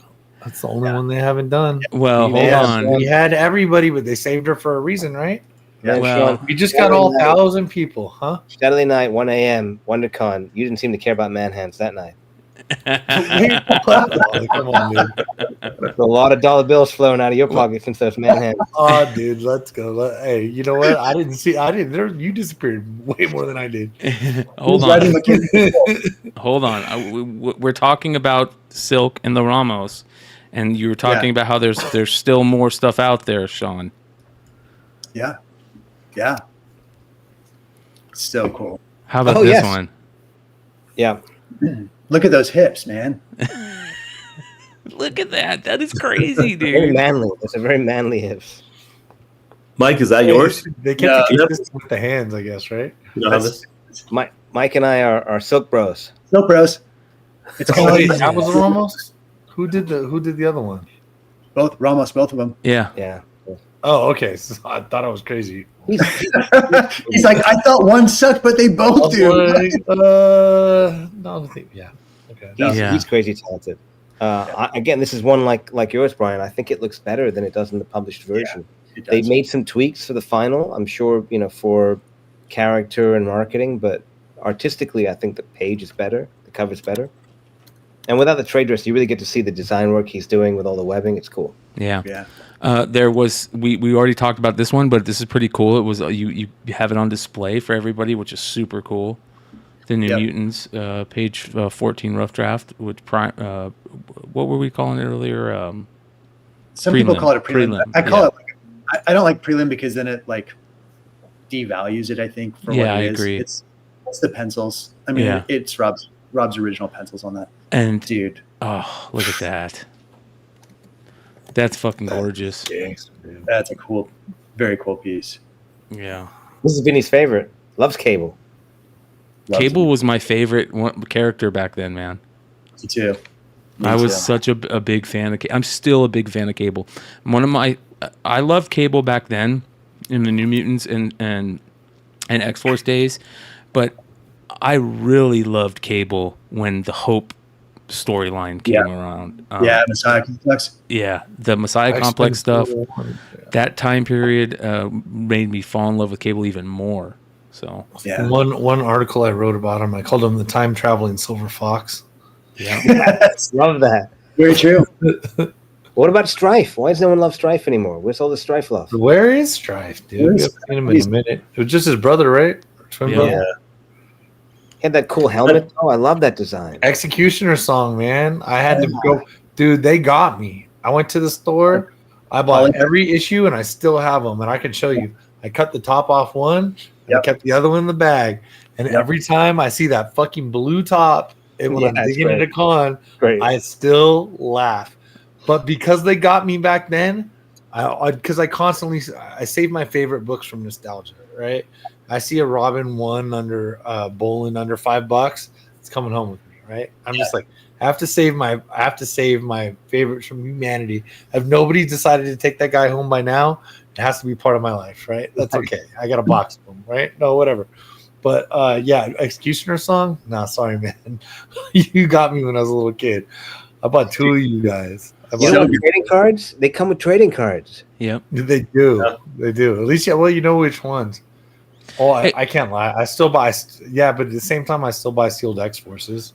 There's some of these covers and art that back then where like McFarlane and Liefeld worked together, and it's McFarlane and Liefeld, like the New Mutants 87. Yeah. Do we know who did what? Do you guys know who did what on those covers? Yeah, McFarlane always inked. Okay. Liefeld. And it was they were all buds, and they were helping each other hit deadlines. And so my understanding is that like Liefeld would literally be inking the board while McFarlane's Liefeld's penciling while McFarlane's inking another part of the board. Yes. And you can see their influence. I mean, they look better together. I agree. He had to have helped the pencil though. Yeah. Oh yeah, totally. There's no way. I mean, look at the hands up there. Yeah, I'm not. That's not even talking shit. I'm just talking stylistic. Oh yeah. Cable's thighs. That's very McFarlane. That line, right? 100%. Oh yeah. That's such a great cover, man. And I don't think you realize how cool the Blob looks on this cover until you see it like this. This is the best cover. Yeah. It's just a fun character. God, that's a great fucking cover. There's a note. I forget what I think it says. Todd, don't draw here, on the UPC box. Yeah, right here. That's funny. Because he would always draw a little Spider-Man or something on his own book, and they were like, "Stop fucking doing that. We need to put the UPC in there." I love that. It's little things like that. I've got we've got a Superman cover. I've got the Man of Steel 18 cover, which I'm very, very lucky to have. And on the back, there's Dan Jurgens did a little sketch of Superman holding the cover itself, and it's got a little word balloon, and it says, "This might be important one day." So cool. Where is it? Dinesh, I got a Todd McFarlane page from you, and on the back, right, there's Todd drew like a steaming pile of shit on the back of the page. Like, can you fucking imagine Todd McFarlane drawing peak era Todd McFarlane, just a poop, just a really well drawn poop. Do you have that? Is it out there, Vinny, to see? Try and find it. Let me see if I can find it. Yeah, find that. I want to show that. Here's the Man of Steel 18. Look at that. Underneath this cover, there should be additional pictures on calf, and one of them might be the back if I was not too lazy. Look at that. Yeah, there you go. So it says, it's him holding the art. It says, and it's dated and everything. Wow. This one looks like it might be important someday. I mean, that is cool. beautiful. Can you imagine? Oh my gosh. Like, this is before Death of Superman. That's insane. That's fucking cool. That is super cool. Wild. Right? That's actually one of my favorites, man. My dad. So we had this cool restaurant you guys never heard of called Tony Roma's. And but when I don't remember what birthday it was, man, but it was probably like 14 something, whatever year that was. And so my dad went to the comic store because the Death of Superman was happening. Yeah, and he bought me five poly bagged Superman 75s. Nice. Right? And he was like, this asshole charged me $5 each, right? And then my father didn't mince a lot of words. So yeah, I still I cut open to say the least. I cut open the one, so I still have all 5. You're not taking those. Oh, you do? Oh, absolutely. Love so it. I've still got all 5, 4 sealed. one whatever. Yeah, I have basically all my stuff from childhood. It's not that much, but yeah. So I still got them all. But that was a big deal. Like that was something, you know what I mean? That's like that was a thoughtful gift. Like we didn't go. He'd take me to the comic store because as a kid I don't have a car. But to be honest, it was generally going to be my mom taking me to do stuff like that. So he found out this was news. This dude, like, he went to the comic store for me. So, like, I mean, he's like, I've gotten a car for Christmas, and I'll tell you what, that was he helped in college and shit. That still was my favorite present, man. Look at that! You got it, dude. That's really hold on, Vinny. That is crazy, McFarlane dude. Holy shit! Ridiculous. Dunbeer was doing his McFarlane Spidey artist edition, and I said that to him like 12 times. I was like, "You have to use this, Scott. You have to." He was like, "Absolutely not. There's no way." I was like, "Everyone wants to see this. It's got flies and stink lines." You have to, yeah. I mean, it should have been, yeah. That's crazy. That's awesome, bro. That's so good. Yeah, that's the type of shit why? I love. What's the story? Why did he do that? There must have been a reason. Yeah, he lost a bet. Let's talk about this because this is on your Comic Art Fans, and it looks gorgeous, but it looks so much better like that. Yeah. God, this was on mine. Mike's got great advice for new collectors. He always says you can get caught up, so make a list before you really start. Just make a list of what it is you want, what it is you would in your wish list. And when I started in 2018, I made a list. I said, if I can get one or two pieces on this list, I'm golden. I ended up getting sucked in, and I think I've completed the entire list now. Maybe one or two pieces I'm missing. It's like 30 different things on the list. One of them was a Barrington Smith Weapon X. And this guy had it from back in the day, from Barry's studio. And I remember opening it up. It was bone white, and I emailed him after. I was like, "Why is it so pristine?" I thought maybe it's fake. I'm new to art, and there's not a lot of fakes in art, and there's almost none. Frankly, I've never seen one. And he said, "No, I just got it, and I put it in a dark room, in a dark drawer, and it's been there the entire time. And it looks like the board looks like it had come out of the studio today. Wow, it's amazing." That's beautiful, man. That's another one of my all-time favorite runs. I think that that is it wasn't underrated back then. Everybody, I mean, that's why people back then who grew up with it, that's why it's one of their favorites.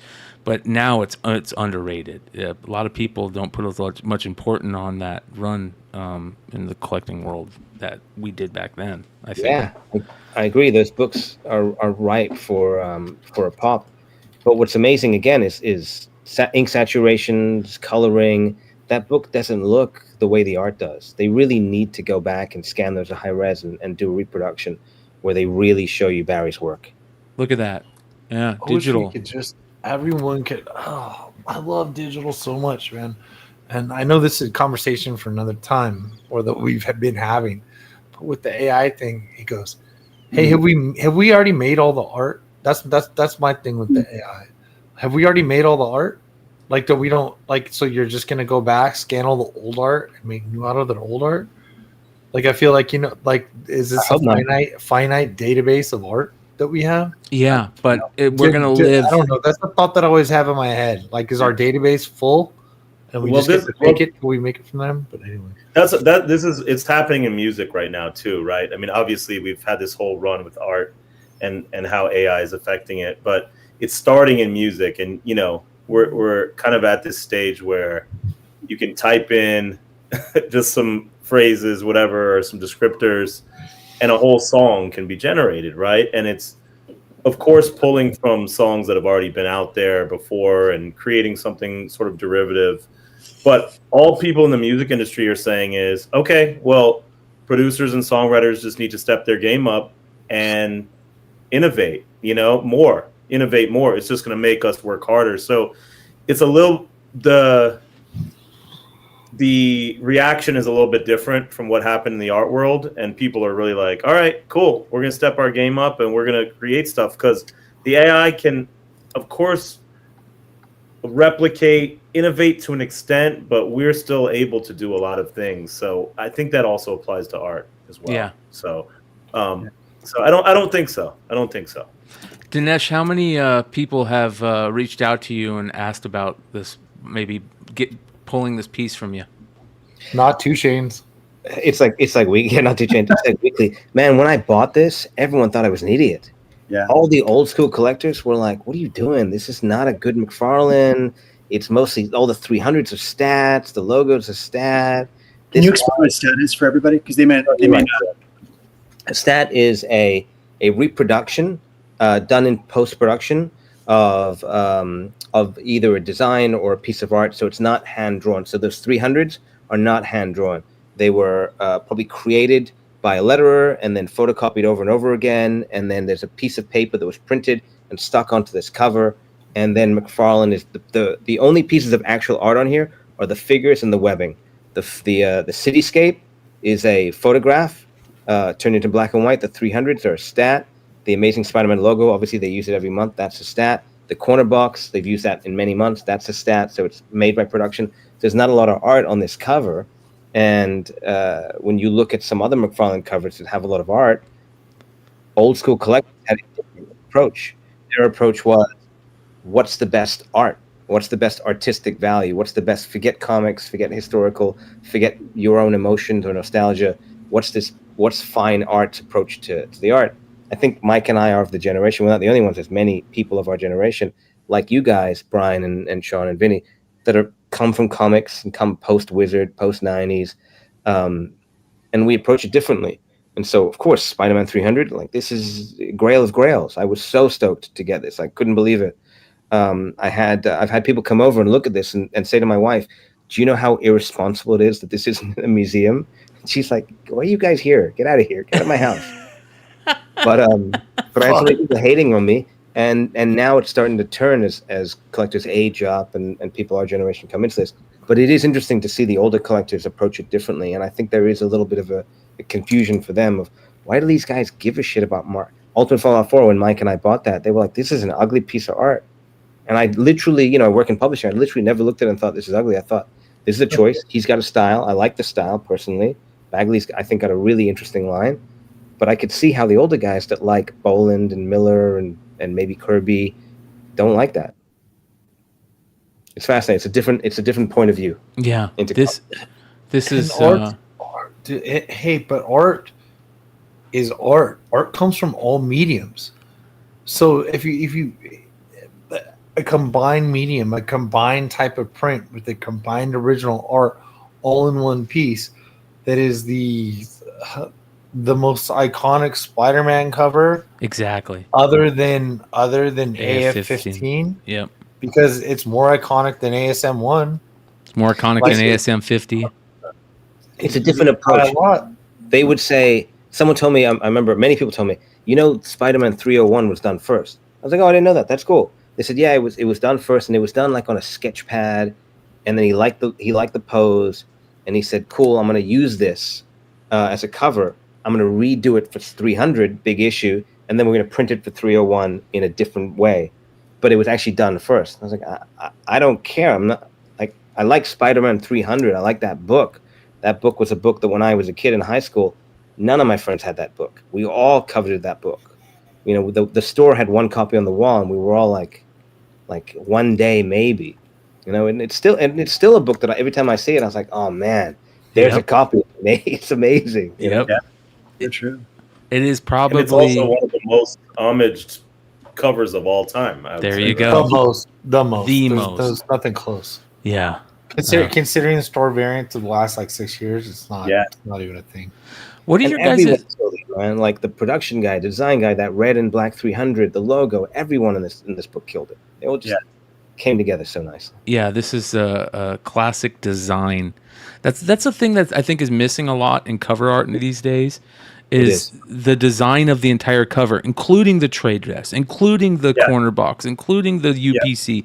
If you can hit that, man, oh dude, it's like just perfection. And it doesn't happen very often these days. I don't know why. I don't get that. A lot of the people that would have been involved in this, a lot of that talent pool, they just got squeezed out when Ike took over Marvel and DC went corporate. This was the first thing they cut. And now that, as a publisher, I love that stuff. Obviously, growing up in that era, I literally can't find people that know how to do it. They don't exist anymore. It's very sad. Yeah. It's an art that is not just dying; it is dead. Yeah, man, that's terrible. So they had a lot of the costumes from the MCU stuff there, which is very cool. Look at that. Holy cow. And there's the beautiful Pena, Deadpool stuff.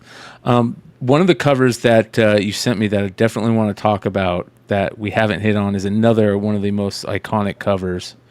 Hold on here. Bada bing. How about this one, ladies and gentlemen? Ooh. All right. I give this cover so much shit. I don't like this cover.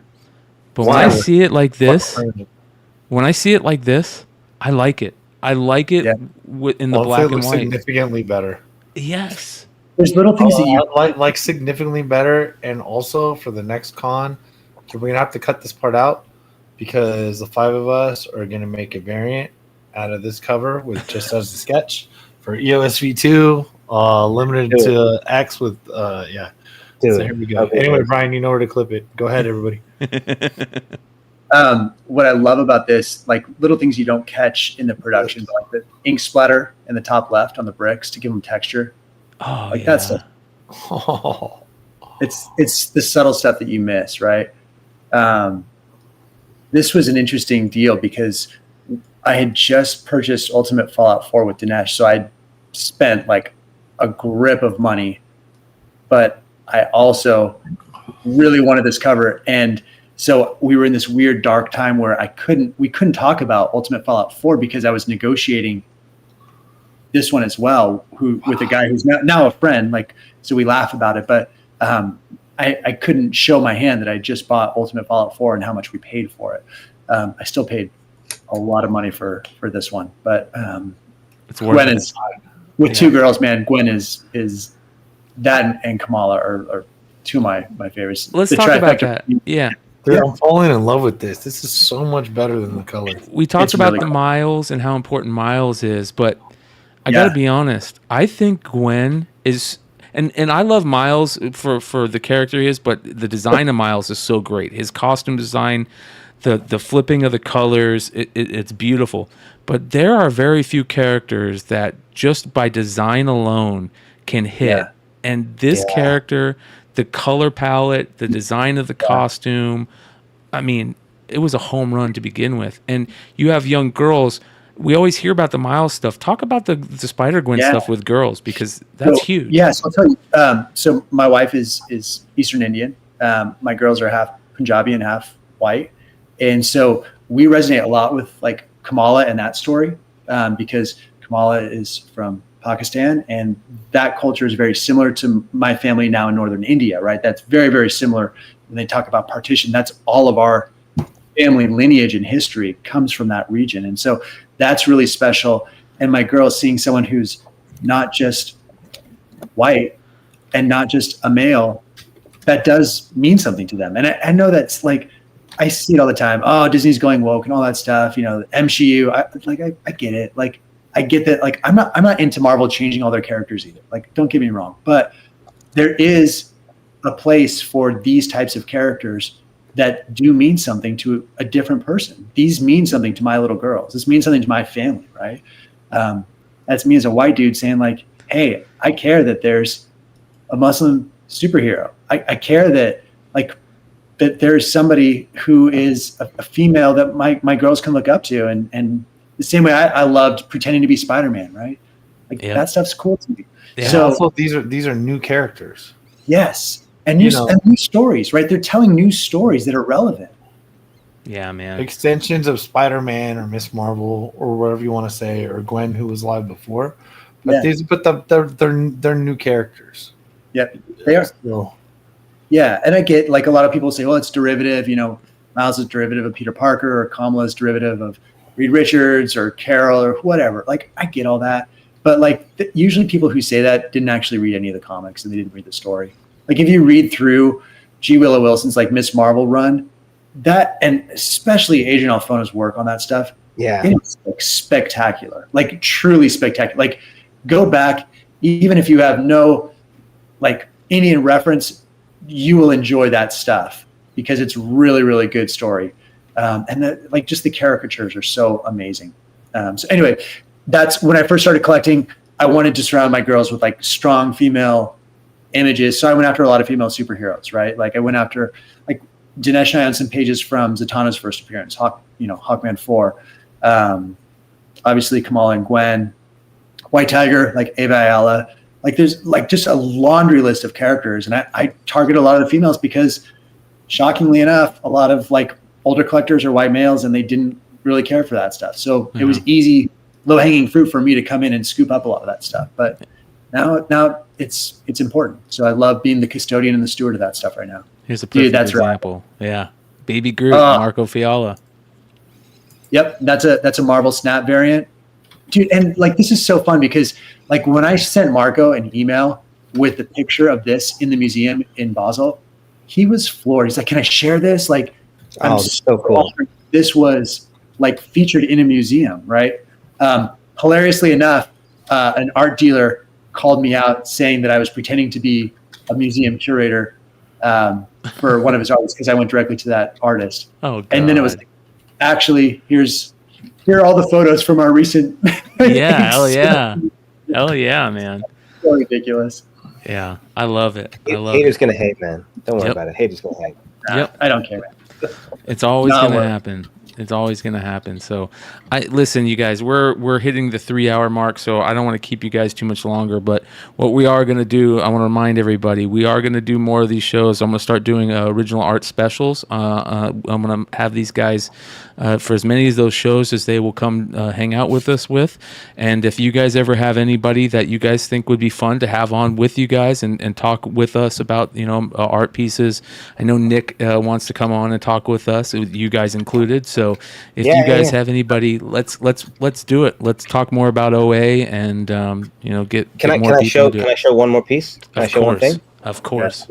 I promised the artist I would show this, and I'm taking advantage of the. Yes. Rock and roll, dude. I have a 5-year-old. She's about to turn 6, and we did a comic art fans interview recently, and I showed this piece. Oh, I thought I was really proud of, and she did this one afterwards because I showed her the video, and she knows I'm doing this tonight, so she's like, please. 5 years old? How much? How old? 5. 5 years old? Brian had a Freudian slip and asked how much it is. Yeah. How much She's old. She's Indian. She likes money. That's crazy how those new iPads bend. Yeah. Right? Yeah. Thank you. Good for you, man. That's a good father. Is there like a story behind one of your pieces that you can tell? Dinesh, I saw the She-Hulk cover inside your book. I want you to tell that story. And then Mike, let's hear something from you too. All right. Also, Brian, the next time we do this, if your audience wants to put together a list of questions just to pepper us with, like we're extremely open and honest about stuff. Like we don't mind sharing all the secrets. Like anything you guys want to know, please. You guys, everybody watching this, I know there's a lot of us watching and hanging out live. Don't put them in the live chat when the story ends. When this video ends, put down in the comments. Ask questions, and we'll ask those questions next show. Yeah. All right, Dinesh, let's see the She-Hulk piece. Okay, She-Hulk 1. This is the actual. Shockingly, doesn't look like original. This is the She-Hulk 1 original cover. And what happened is the story of her. I bought this and I got it for half of what the seller and I agreed was market because it had been colored. It was sold originally for $75 back in 1980, August 1980. It was brought to a show, sold for $75. You can see right here, 1980. Okay, that's Steve Olaf, the colorist. So what happened is someone bought this for $75, then took it over to Steve Olaf, who was also at the same show, and said, "Will you hand paint this?" Oh my God! But I don't want it to look like the published cover, which would have helped, frankly. But I don't want it to look like the published cover. And he paid Steve Olaf $100. Oh my God! So that's what people thought of original art back then. $75 for the art, $100 to hand paint it. Do you think that Buscema that like was there and they said like what would he been okay with that? I think at that point they probably looked at these the way that we look at. Sometimes you go on eBay and you see printouts of production proofs, nobody cares, right? I think they thought of these things a little bit like that. A lot of people did. Not everyone. There were certain artists, Steranko, Kirby, they understood what they were. They wanted the originals back. But people like Ditko used them as the bottom of his desk when he was using his actor knife, right? There's stories like that. Dave Cockrum used to cut out pieces of like the Giant Size X-Men 1 cover. He would cut pieces out and reuse them in the interiors because he didn't want to redraw it. So people thought of it differently. This is also interesting because the torso is different than the published version. They the actual final version, there's another piece of art that goes here, and it extended her torso and they moved her up. So there's probably a stat of this that exists. This is the original drawn version, but there's probably a piece of art here. If you look at the final, her waist is a little bigger. I think they wanted to change the proportions of her a little bit. Wow, that's cool. That's super cool, man. That's the type of stories. Hell yeah. And this background is different. They changed the background. If I remember right, they replaced this with the background from a Macronauts issue, maybe Macronauts 2, and then they used this later on another Marvel book. And so you get a sense of how much they were doing in production, how much they were reusing stuff, how it all worked. The bullpen, the Marvel bullpen. Yeah. Amazing. That's super cool. Damn. I wonder how many is that do you come across those quite often where people are coloring in the original art? Not as often. There was a period of time, it seems about 2 or 3 years, where it was quite popular. And so you see a lot of X-Men pages from that period. You see more, it's the bigger stuff, surprisingly. The more sought after stuff from that period that you do occasionally see is hand colored. And Wow. it's people don't like it. That's probably, I would say, half of it would be probably double the value if it was not hand colored. Yeah. But I don't care. I love it. That's awesome. Yeah. All right, I'm going to give you a quick story. This is a piece that is near and dear to me. This is by a Sacramento local, because I'm from Northern California. Sacramento local, Ron Lim. So Ron grew up here, went to Sac State University, and is the kindest person you'll ever meet, ever. If you see him at a show, he will have his son there who will also be doing commissions, which is really cute. I knew that Ron had this and he didn't want to sell it. And so I hounded him for about a year. And I finally said, look, man, like I will give you unmarked bills in a paper bag and meet you at a comic shop. I'm not even joking. Like this is like a total joking sales pitch. He's like, I do like paper bags. And that was his message. He just replies through Facebook Messenger. It's awesome. So I go and I meet Ron and I have a brown paper bag full of cash. I'm not even joking. And I brought my little girl with me and my oldest at the time. And this is a couple years ago. And I was like, hey, sweetie, we're going to go meet a really famous artist today. You should draw him a picture. And she's like, well, what should I draw him? And so we pulled up like this YouTube video of like how to draw Thanos, which is obviously for Ron Lin. That's awesome, right? And she drew him a Thanos sketch. And I was like, now he's going to trade you art. I didn't tell her that I was buying the art. So he's going to trade you some art so you guys can swap art back and forth. And so I got a picture with her and him trading art. It's so priceless to me. How did you get it away from her? At that point, she's like, no, he traded this to me. I'm like, no, it's mine. It's daddy's art. She's great. It's all ice going to go to cream, her. candy. Yeah. Whatever it takes. Yeah. That's amazing. That is absolutely, we have one of the biggest Gwenpool fans in the world that watches the show and also does shout out to Mr. Longshort. He's going to trip when he sees that. That is absolutely amazing. Oh, dude, he's going to lose his shit. Yeah. Great character. It's such a fun. That's again, like that's the cool stuff. I mean, we all have stories from collecting, no matter what it is, right? But man, I feel like I get a lot of these cool stories. Like I could tell you a story about any piece of my portfolio.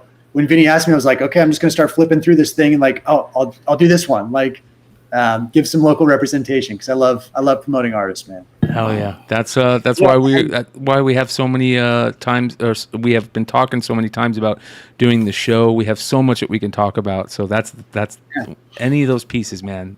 It's great to talk about. So I hadn't thought of that, Mike. So many comics that I own, I don't have a story for so many of them, but every single piece of art has a story, huh? Every single one. Each one is an adventure.